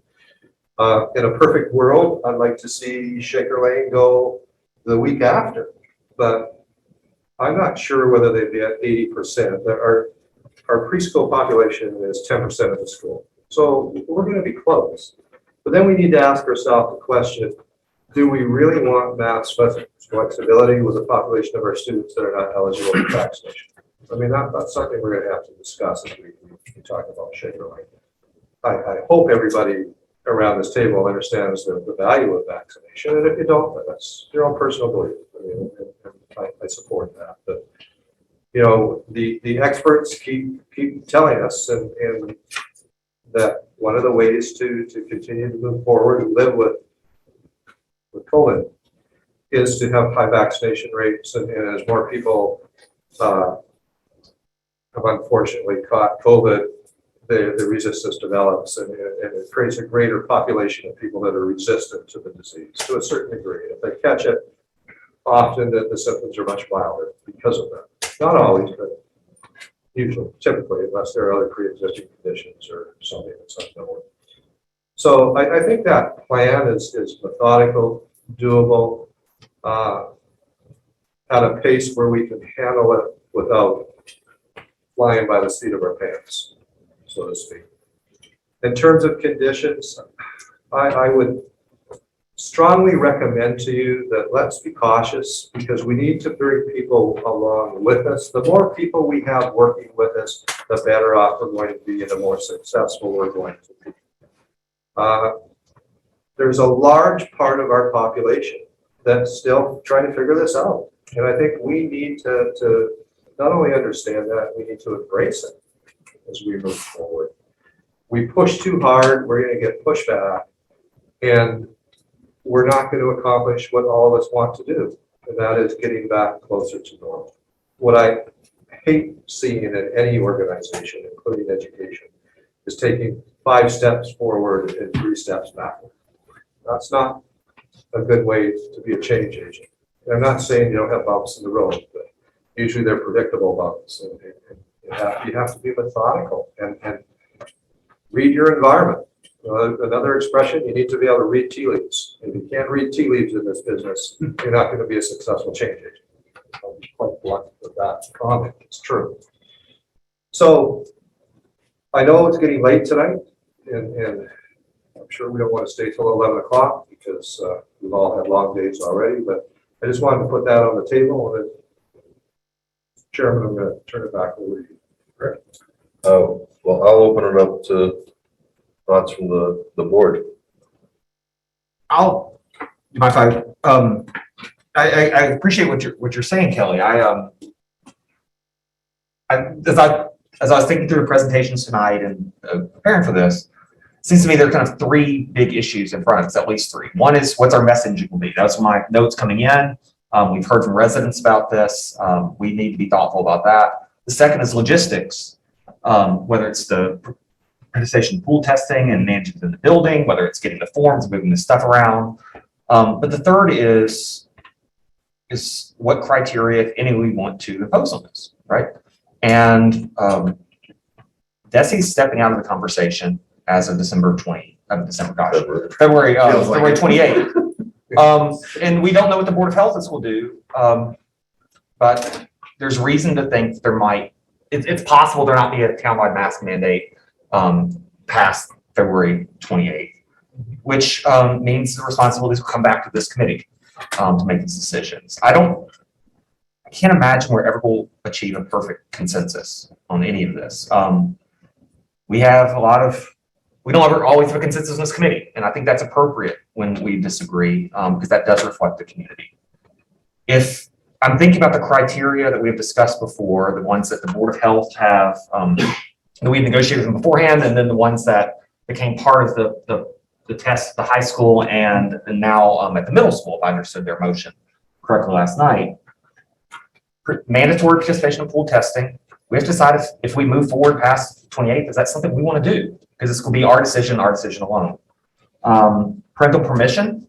Do we still want the 4% threshold as what's the word I'm looking for? Prevalence? Yeah, prevalence. There it is. I said explained a couple times. I understand now. Don't worry. Right? Prevalence. Yeah. Pay attention, Mike. I promise. Is there the Board of Health originally had said put the mask back on for the week after the break, which makes a lot of sense to me as if we're sending 70 kids to Florida. If one of the arguments for doing this and one of the reasons we think it's safe is our schools represent our community, the week after break, they're representing all the kids that they've been visiting. That makes some sense to me. And then the question is, the 80% threshold that you referred to is no longer will be mandatory, right? So so these are things, as I'm thinking, I have my opinions about some of these things, but I think these are at least some of the issues in front of us. Messaging, logistics, but then if we have a list of 4 or 5 things that we have in the past that are important, what degree do we think they're still important, and do we want to what degree are we going to use them as we move forward?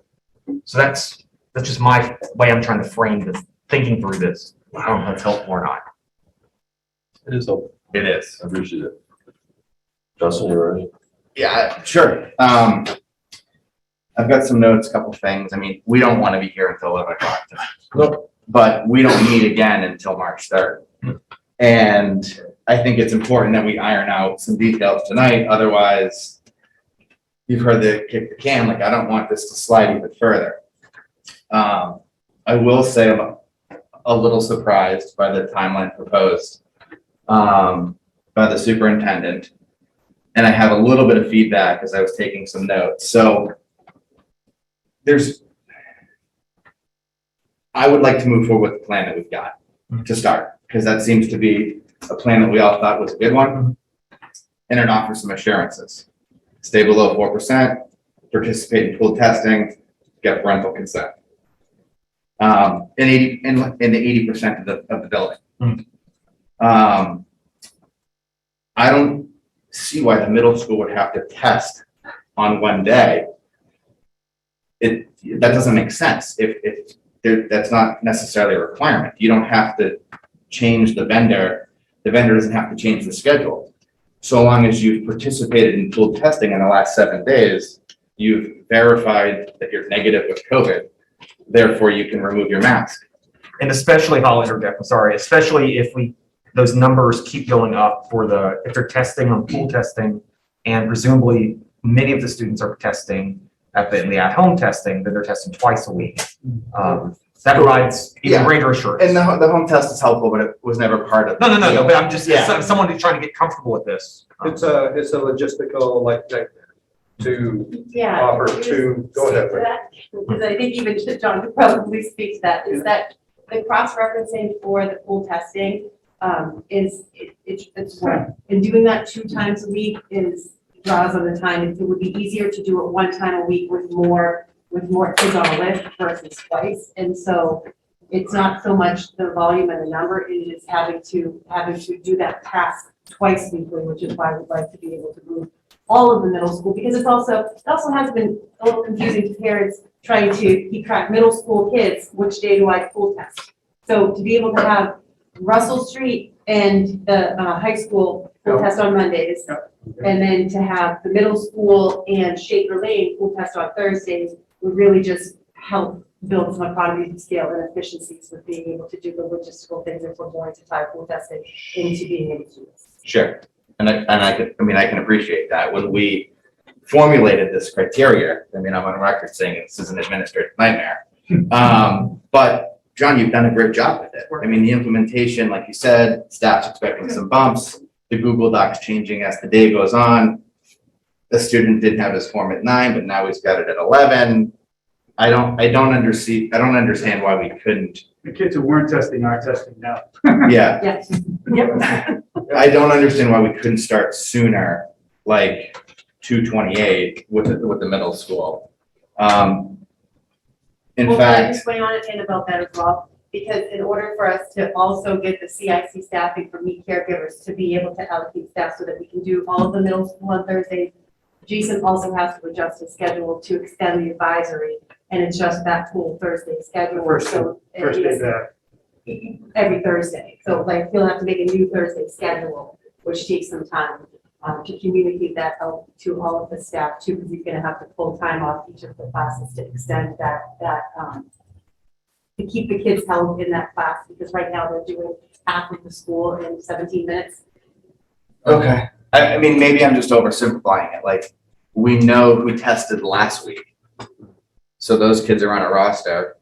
Technically, if they showed up with their permission slip tomorrow, they tested and they've got parental permission.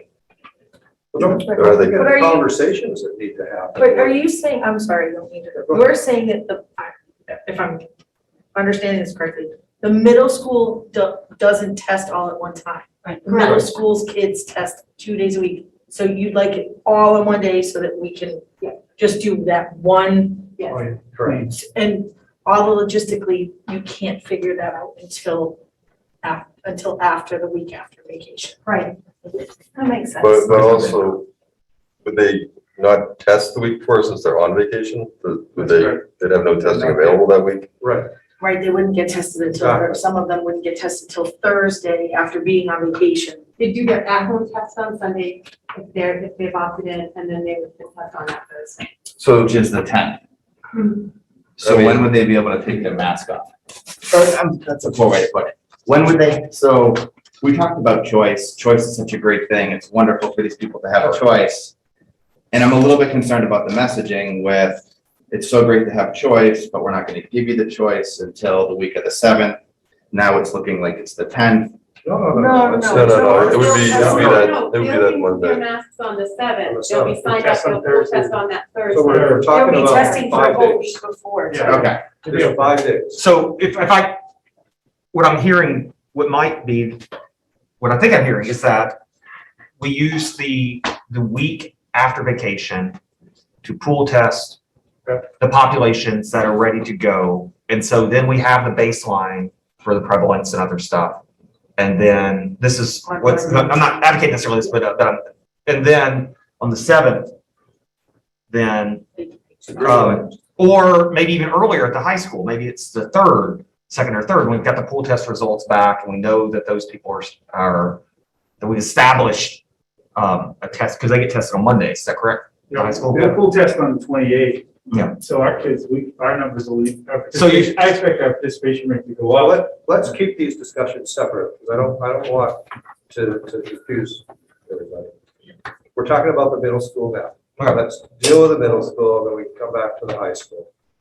I mean, what we need to do more of is ask our administrators as well. I mean, Jason's gonna be responsible for getting this going. He's gonna have my support and my team's support, but he needs to feel confident that he can perform to the expectations that we set. So I'd respectfully like to ask Jason to weigh in at this point in time.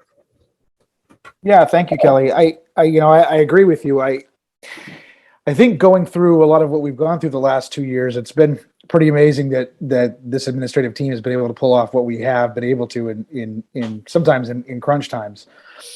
But I think moving where we're going now, I'm excited about the idea of mask flexibility. I think for the middle school, things just tend to slow down a little bit. The communication between school and families about what's exactly supposed to happen. You know, the range of interest from 6th grade to 8th grade, there's a lot of messaging that's going to go on there. I can tell you right now, in talking to staff, one of the great fears is kids shaming each other over those who have chosen to wear a mask and those who haven't. We're going to need more than just a couple of days to deliver those messages. I think at the middle school level, being able to get investment from our staff and our students about what's expected, to repeat that message, it would leave me just basically 5 days next week to get that done. And you can imagine what the middle school attention level is on a Friday before vacation. So we're really not even talking about a full 5 days. I think we really need more than just those 5 days to prep. Could I do it? Yeah, I could get it done. But would I feel comfortable being able to say we've established this and we are ready to go on the 28th and we're going to have a smooth transition? I'd be less confident after a week off, not knowing, that we have to, what our pool testing situation is coming back. We could really use the extra few days. We've come this far. I'd hate for us to make a mistake, in this final stretch. While I think we all want to just be done with this, I think the extra 5 days would go a long way to make sure everybody feels that we did it the right way. Thanks, Jason. For me, I'm comfortable with the 7th for the middle school and high school, or possibly earlier for the high school, depending on what we decide. I don't think it's, we've been in this for 102 weeks, 5 more days to get it right. That to me is not a big ask. Myself, I'm comfortable with my son is participating in the mask optional at the high school. And, I don't have an issue telling him to mask back up for a few days till we work this out. And I think that just to be safe and just to get the community as a whole behind this, I think it's worth it. As far as the timeline for the elementary schools, I'd like to actually hear more on that. But like, for me, the March 7th for the high school and middle school, I feel comfortable with. What do you mean the 7th for the high school? So as far as getting them tested, as far as coming back from vacation, so we can go earlier because they wouldn't have been tested. Why would they not just test Monday? They will And then test. they go back, they will- go mass flexible the next day. Well, because right now we're still under the Board of Health conditions, for one. Secondly, I need you, I want you to just pause a minute and think about who we are as a team. And we spent a lot of this evening talking about the importance of relationships within our school. Folks, the leadership starts at this table, including the superintendent. So what I'm trying to say to you, we have a Board of Health that, we're pretty passionate about those conditions that they put in place. And I respect that. I may not agree with all the conditions, but I respect that. So do we look at two factors for the high school? First of all, I know there are a lot of families out there that have some trepidation about traveling during the spring break. And I know the numbers last year were not that bad after spring break, but we're not comparing apples to apples. I mean, we were remote and hybrid last year. We had 6 feet of distance, But I'm not as committed to having them wear masks as I am committed to supporting another organization within our town that felt strongly that was important. And a second component of that is we have a number of parents that are still concerned about travel. We're going to go all over the place. I mean, people are anxious to get out and enjoy vacation. So, who knows what's going to happen? So for 5 days, do we risk being about 4%? And I guess that's a question we all have to ask ourselves in this whole thing. Again, I'm having trouble, I'm going to be honest with you.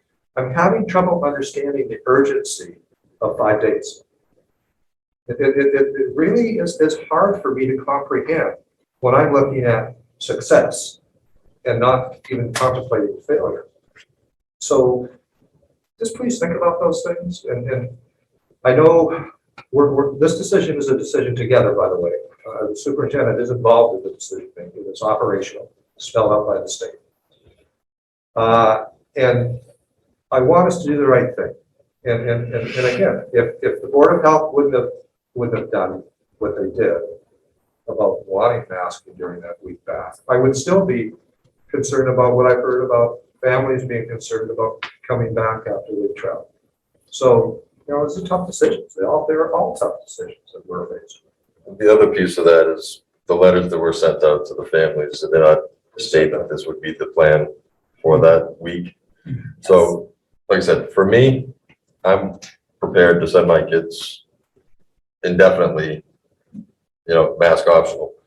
But to families who are more cautious and more, I think, to go back on what has been sent out in the letter may be problematic.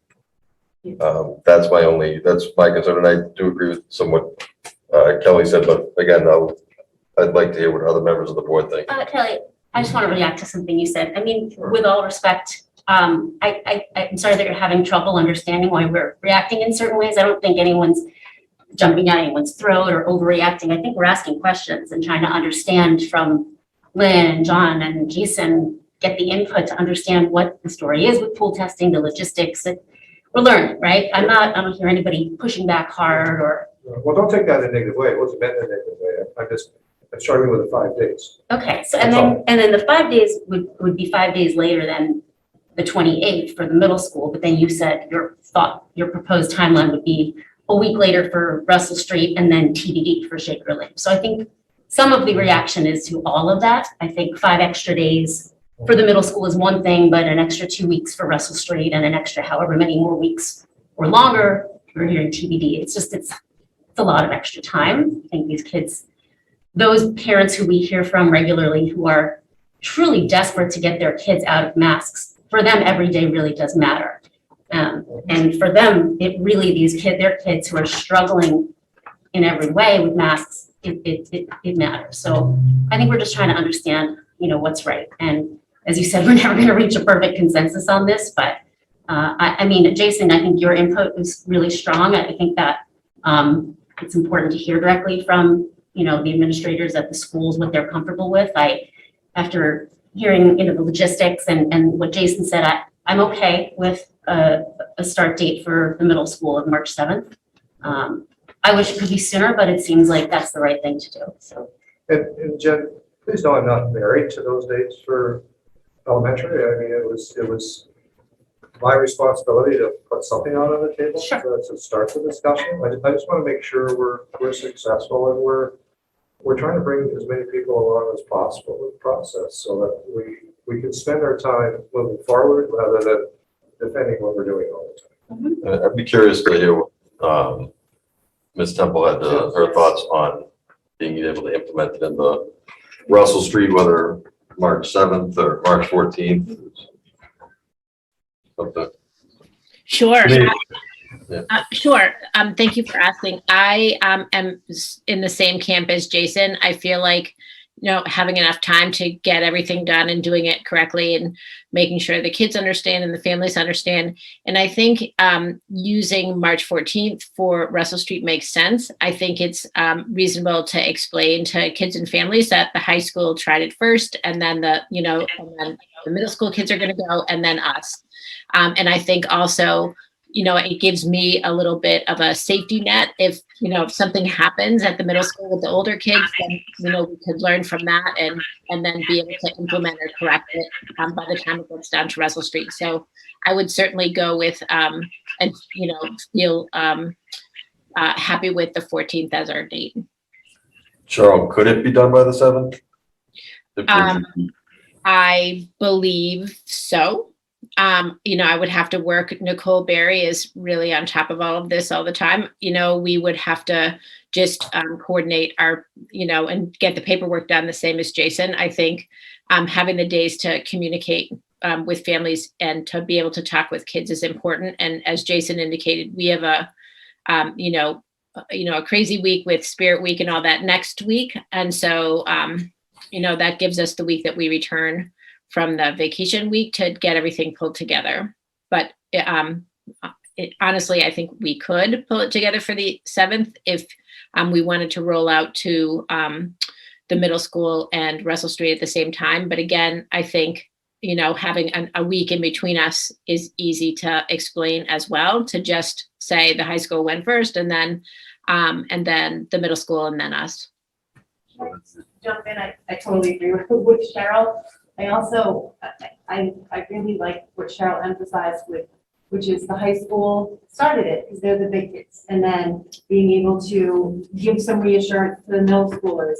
They did it, this worked, and learn from, Cheryl being and Jason being able to learn. And I do think there's also a half day mixed in there too. So it's 4.5 days. There's another week that we need to consider too. And being able to, I know John can speak to just being able to get the slips back. We want everybody who wants to be able to participate. And so we want it to actually feel really good and for these masks to be lifted and kids to be flexible. And I think it will give, knowing the kids that are really eager to unmask, that there's a light at the end of the tunnel, which is going to feel really good. And then the kids that are uncomfortable with it know that we're taking time to be careful and thoughtful about it. So it just feels balanced. If I could just add one other piece that I just remembered as Lynn was talking. I have a considerable amount of staff and students still in double masks. KN95s with a cloth mask over it, students and staff. And so I think that additional time, we do have to remember too that Russell Street had some super high numbers pretty recently, and there was a lot of conversation around that. And so, I think really taking the time to make sure that people understand the process and know that it happened at the high school and it was safe, and then it happened at the middle school and it was safe, will really add some reassurance to our students and to our staff that it's okay. And Cheryl, I do think some value in that. It's pros and cons to both. Any other comments from? Yeah, I just have one question. So when and if, what are going to be our criterias? What, like, we're saying a date, but is Russell Street at 80%? Are we still worried about the 80%? I know that it doesn't matter, but to some people in town, it does matter. Like, I mean, I have a son at the high school. He unmasked today for the first time. He didn't unmask Tuesday and Wednesday. He wasn't comfortable. I don't mask when I'm not in a public building.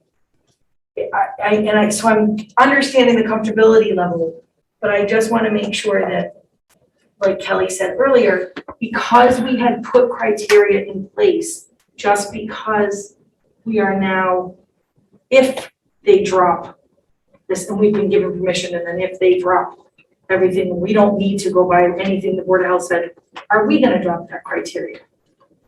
I think if we keep criteria in place, at least something, the pool testing, the at-home testing, the 4% prevalence, it will make our community, those in our community, feel safer to send their kids in there. And I think a lot of the anxiety comes from the masks, whether it be we're stuck in this mask, or how can I take off my mask when I've had it on for so long? Like Lynn said, that it's, for some people, it's a comfortability level to be able to be out and be near people. And I mean, I'm not on that side of being uncomfortable, so I don't understand it, but I can empathize with those people. But I can also empathize with those people that are done with it, that want to be out.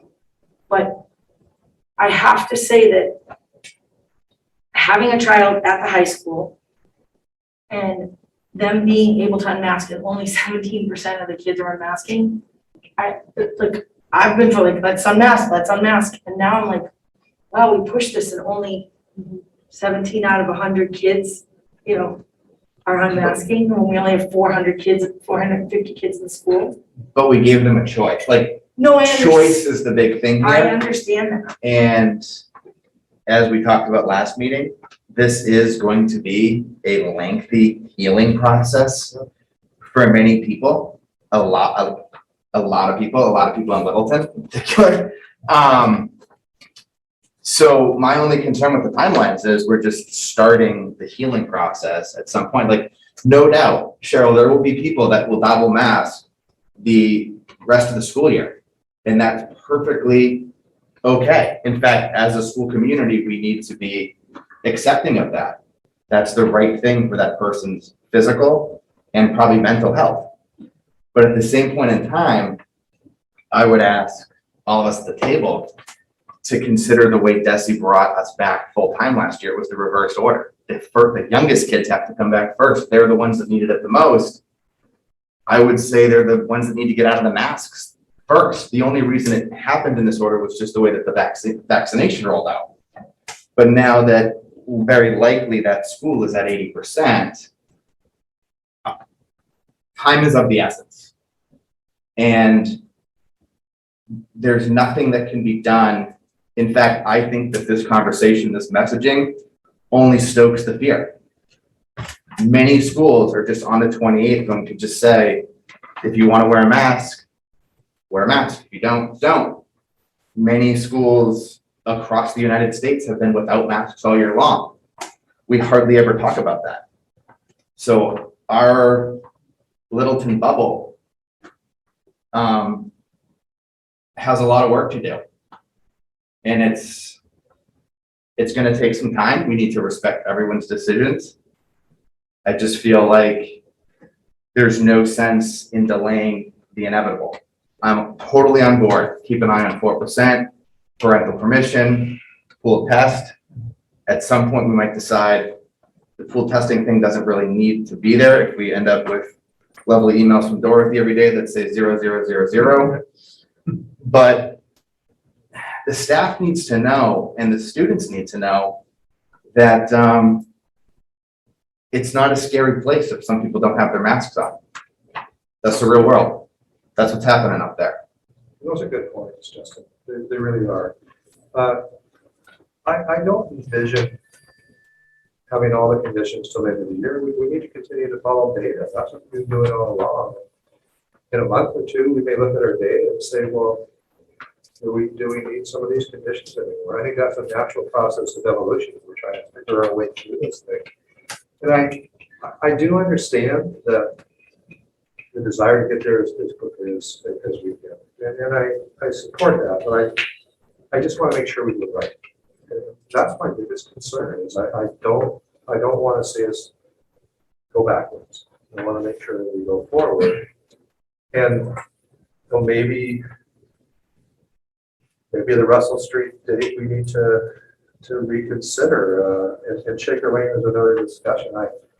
I really don't know what to do with Shaker Lane. I don't know what advice you give at this point in time because how much does the I was gonna say the pre-K are they pretty isolated within that building, correct? well, they're on the second floor. I mean, they share the second floor, but they're at one wing of the second floor. It's a small school. But I mean, you could create arguments for both. To be honest with you, and if it's not important, and I mean, you talk to the people that you know in the community. I try to get a broad brush as possible.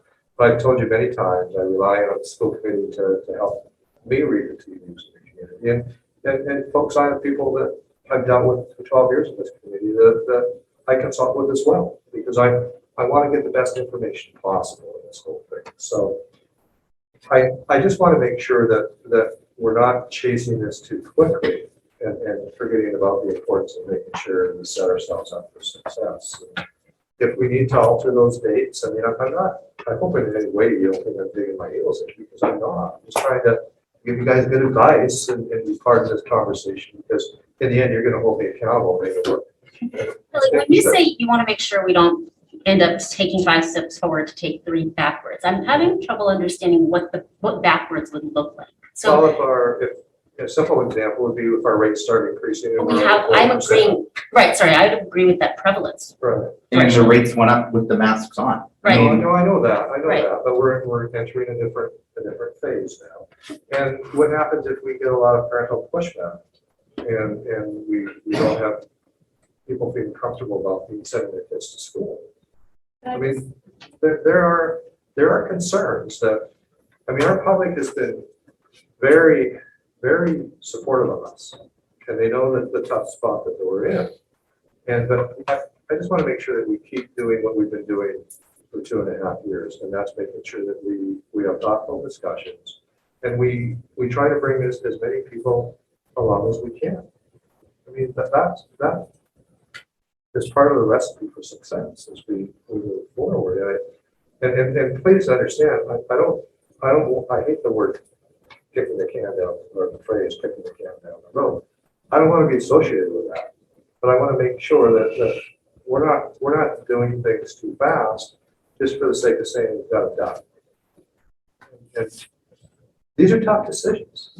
They really are. I mean, everybody was so happy that Desi let go of the mandate, but now we have to make those tough decisions and make sure we do the best we can to make those decisions. Can I just share one thing about just the steps back piece? Some of it has nothing to do with rates of COVID.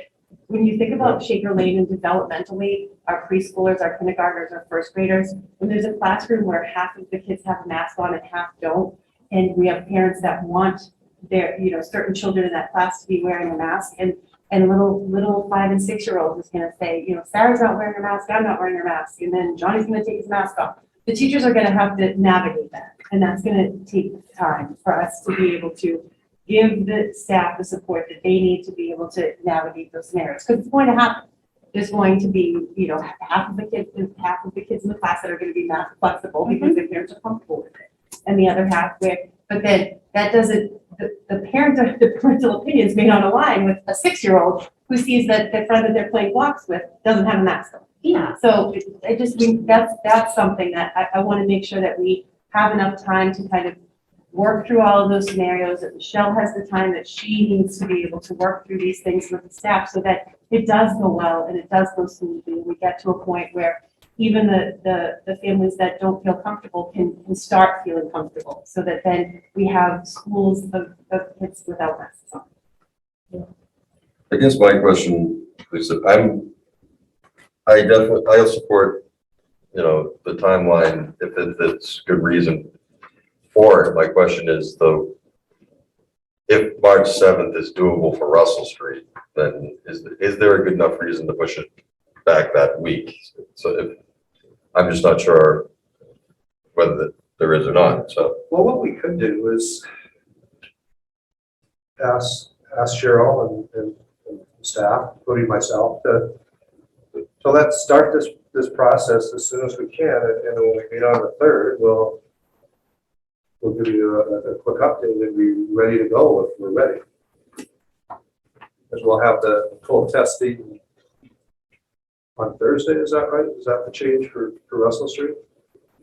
No, Russell Street will stay Still the by same, Monday? just the middle school is gonna change to have Okay. everybody So testing on Thursday. we'd be in good shape at that Wednesday meeting to send the letters out right after the meeting. And then, Shaker Lane is maybe a bigger conversation. Maybe we tentatively have a placeholder for Shaker Lane on the 14th.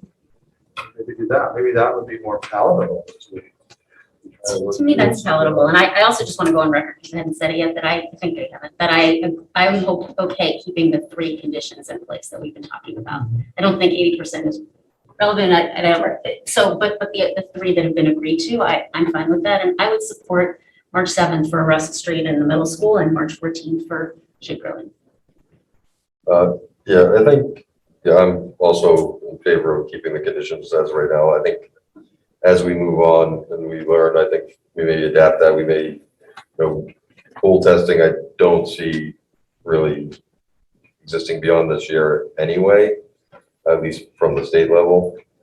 I'm not positive that's going to be continued depending on, but that might be something that we feel comfortable taking out later on, the prevalence, I do think, even though I got a lesson on exactly what prevalence was, I do think it's a good metric to use. For me, like I said, I like March 7th. I'm also curious to see what happens on the 28th. I'm a teacher in another district tonight, and I would be very surprised if my district goes mask optional, but I don't know because the school committee hasn't yet met yet.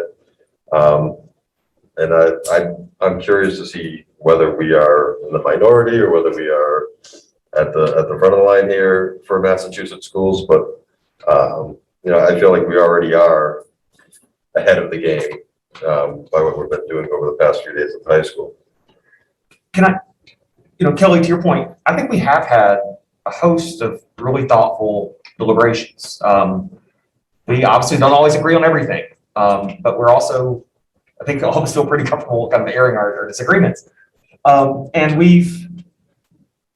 it seems like, and maybe I'm speaking for speaking and I shouldn't, it seems like a consensus is emerging we have a plan in place, let's run our plan. If we will require pool testing, require parental permission, watch prevalence rate, and then the one issue that we haven't, I guess, officially, maybe I don't know if there's consensus yet, is if we've communicated to community, I think there's a public relations reason to have that week off, remask or whatever, mask inflexible. The week of the 28th, if we said we're gonna do it, we should keep our word, but also I think there's a public health reason. Let's establish a new baseline. Let's hope it's really freaking low. These people have been out in other communities. And that's kind of what we agreed to before, what the Board of Health kind of imposed on us. But then we have a plan. I think it's time to implement it. And without being rushed, without being overly urgent, but there's some urgency. And what the most encouraging, I guess 2 numbers really encourage me. One is the participation rate in the take-home test. That shows our community is really, they don't have to do it, but 50-something% already are participating. The other is that the students feel comfortable saying, hey, not yet, not for me. Which gets to Justin's point about, yeah, families can make choices, individuals make choices. Sometimes in some classes, I'm sitting far enough away, I'll take it off, but other classes I'm not. And I think talking about the messaging about personal responsibility, but being part of a community, I think it's a real opportunity for us to build on all the great programs that we've heard described tonight, and to talk about, we've had, how many times have we talked about it's not just an individual, it's a community thing. This is an great time to talk about responsibility, personal responsibility and collective responsibility. I think we have a plan. I'm ready to support our plan. So are we comfortable with the 7th for the middle school? We're gonna work toward having Russell Street ready to go on the 7th as well. We will report back on the 3rd. Shaker Lane will put on the 14th at this point in time. We will pull MIS and get that data, and I'll email it to you so that you have something to think about. You're gonna include the staff in that number as well? Yes. Yeah. So that the old mathematical equation of entire building staff, entire building population. Okay. Yeah, and we'll, it's gonna take some time. It's staff within other communities. It's gonna be a little harder to trace, and that we're pretty good at doing this. So We have most of the vaccination status for Okay, staff good. already. Yeah, they seem to self-report earlier at the lower grades. To add to what you were just saying, that list, I'm agreeing with all of that as a person, as maybe as a committee, but also I think we were talking about the high school mass flexible for that week back as well, because that's what we communicated to the public. Mass inflexible. Mass inflexible, I'm sorry. And I support that. I don't know if we do, but I think that makes sense. Like I said, I think to me, it's not even so much the health, it's more about the public relations piece of what we've committed, what we've said we're gonna do. And like I said, my son was very happy to doff the mask this week. But, I've talked to him and he has no problem putting it back on for I've had some really good conversations with some of the kids, and they are very respectful, and they really read the room, and they go and they see who, and even though they may have a permission, like, oh, people aren't really comfortable with it, I'm gonna put my mask on just because I can see that they're uncomfortable. I think the high school kids are mature enough to say, okay, I can do that, because the goal is for us to no more, if this isn't a trial, this is what we're doing going forward. And we want it to work. So I'm fine with that week back of mask and flexibility. Is this an appropriate time for me to just add one little piece? Yes. I'm sorry, but just when, Matt, when you were just saying that about high school kids being able to read the room, elementary school kids can't do that necessarily. And I am getting feedback via text as we're talking from teachers saying it will be really important for classroom teachers to do like explicit lessons with their kids around, understanding and being empathetic about our classmates. And so I just want to be respectful of that need for teachers to feel like they have the time. I'm not trying to put the brakes on at all, but I guess I would hope that I would have an opportunity to talk with the Russell Street teachers to see if they feel comfortable being ready for the 7th, and perhaps use the 7th as an upfront date and the 14th as a end date if we feel like we needed more time. Okay with that? To me, it's, yes, I would say. Yeah, I'd be okay. yeah, like I said, I think we'll know a lot more when we meet on the 3rd where you're at and if you're ready to go. I think the direction we're going to take, though, if I understand correctly, Cheryl, is we're going to push for the 7th, and if we find it is working, we will report on the 3rd. But if it is working, I would, as long as the school committee is fine with this, I would like to send the forms out prior to that 3rd, the March 3rd school committee meeting. I mean, when there's a bit of unknown here, and I'm going to go back to some of the comments Justin made. We want to show empathy. We want to make sure we do due diligence, but we don't want to take any more time than necessary to move this forward. So I respect what you're saying, Cheryl, and I'll be working with you closely to find out exactly where your staff and students are at together. But there is some time, and if we find that we're not feeling comfortable, we'll send an email to the school committee prior to the 3rd to let them know as well. It's my hope that it will be the other way at this point in time, and that we'll have good news and be able to implement on the 7th. But also, I'm sorry to interrupt. Go ahead. I just point out there are a lot of days between the 7th and the 14th, about 7 days, in fact. And so if the 7th isn't right, we don't have to wait till, like, just something last year, you don't have to wait till Monday if you can do it on Thursday. Yeah, it could be the 8th. So maybe there's some, I think there is more flexibility there. Yeah. That's good. Yeah. Stephen. I just, Steve. Can I just throw out a reminder? So, regardless of the mass flexibility, the dates, the school, if students are riding school buses, they're still required to wear a mask on a bus. I just want to remind people so that when, if somebody decides they're not going to wear a mask and they get on a bus. Go around the table, we have consensus at this point in time. Sure. Does everybody understand what we're looking Yeah. for consensus Yes. for? Okay. Just want to make sure we're on the same page. Yeah, I just want to air this. I mean, and I'm good. And as a committee, I think it's important to know. We asked the Board of Health, 2 Board of Health meetings ago to vote it through.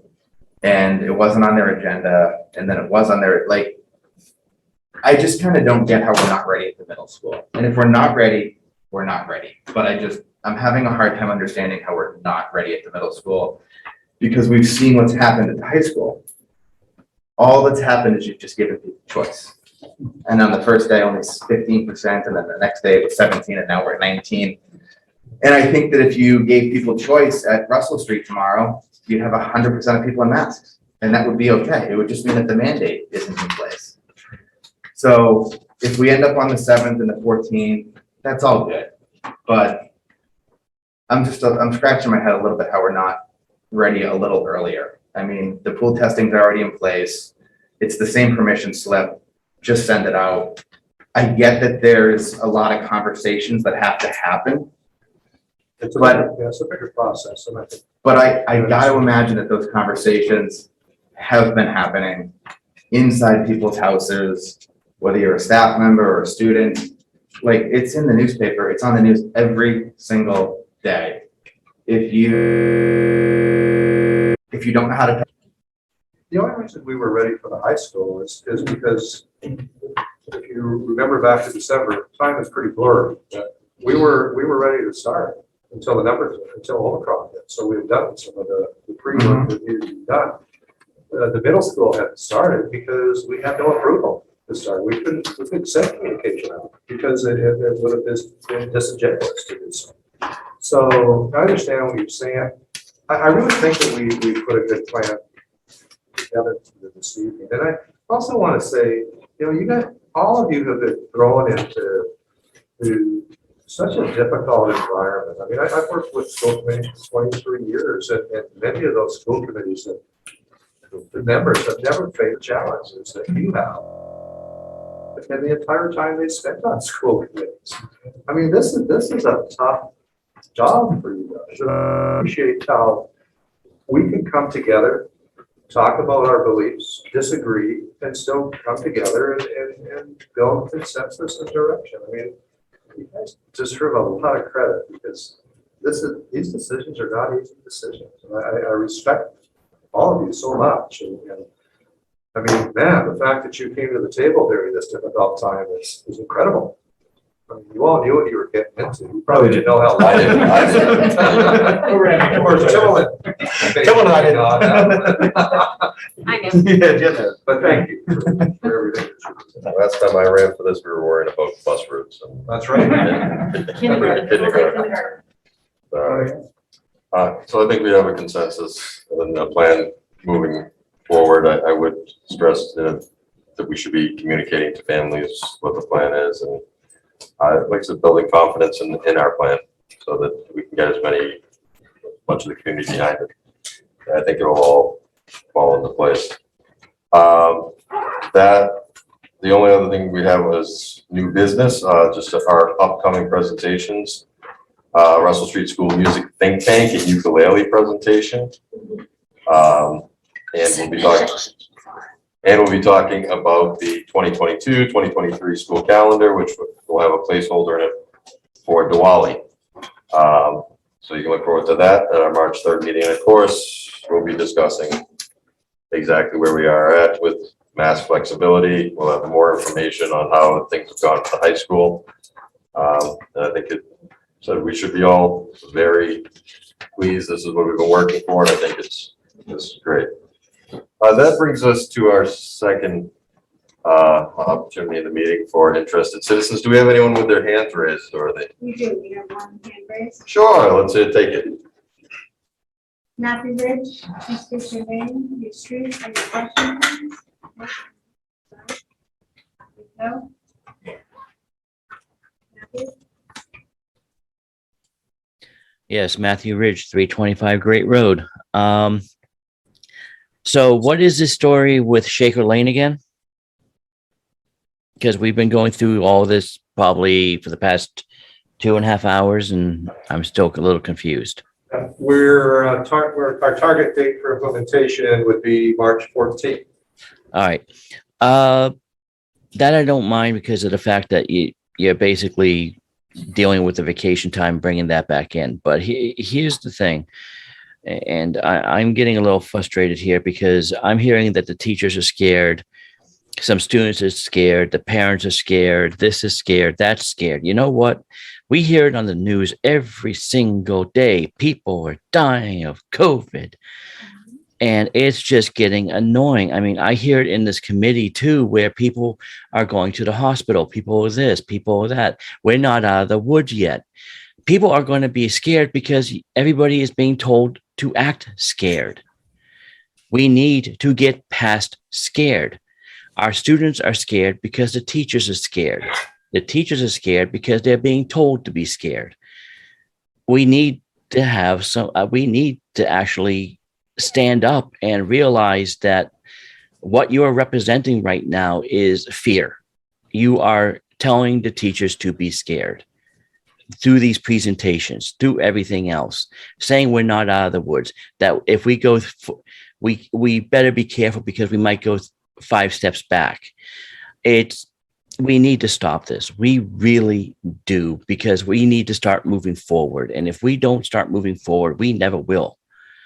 And I'll tell you right now, when the 14th comes around, my son showing up with a mask off after he gets off of the bus, if you guys decide to push it back again, you're going to have to explain why, because at this point in time, there is no reason.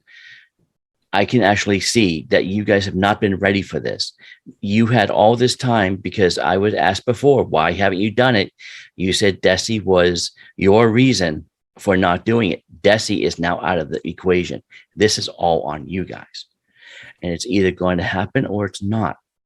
I don't. Thanks, Matthew. I appreciate the input, but the time's up. We're going to move on. Subcommittee reports. All right, PMBC. All set. Budget Subcommittee. Budget Subcommittee can report that Chairman Matt Hunt had a nice presentation to the Select Board and FinCom on Saturday. I was in attendance as well. He presented what would it be, the 23 fiscal year budget. It was well received. There was a lot of congratulations shared around the table for the hard work done by Dr. Clenchey and Steve Mark. So wanted to pass that along. The town was very happy with our proposal, and we at this point are waiting to hear back. So thank you. That's awesome. Thanks. Policy. Oh, Matt, just one thing, our second meeting in March is the public hearing for our budget. Correct. So we're. That'll be 17th. Is that the 17th? Yeah. Yes. I feel like there's something else on the 17th. It's Brad's birthday. It is. I think Brad, I had my birthday on the school committee last year. So it's special. Okay, so we'll do that on the 17th, St. Patrick's Day. So lastly, CPAC. The only thing I have on my schedule, I think, is an autism parent training workshop on March 15th. Yes, flyers going out tomorrow. Flyers going out tomorrow. All right. Just I tried to shoot you the message. I had some information about CPAC, so just to add on, Brad's eyes are jumping out of his head. But CPAC is hosting a teacher appreciation on Valentine's Day for Shaker Lane and Russell Street. And the teacher appreciation for the middle school and high school will take place sometime in April. Awesome. We got it. Okay, there's no need for an executive session, so at this time, I will accept the motion to adjourn. Motion to adjourn.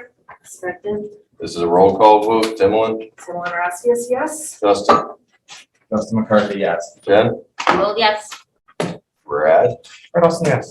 Matt Hunt votes yes as well. Thanks, guys. We'll see you on the 3rd. Matt.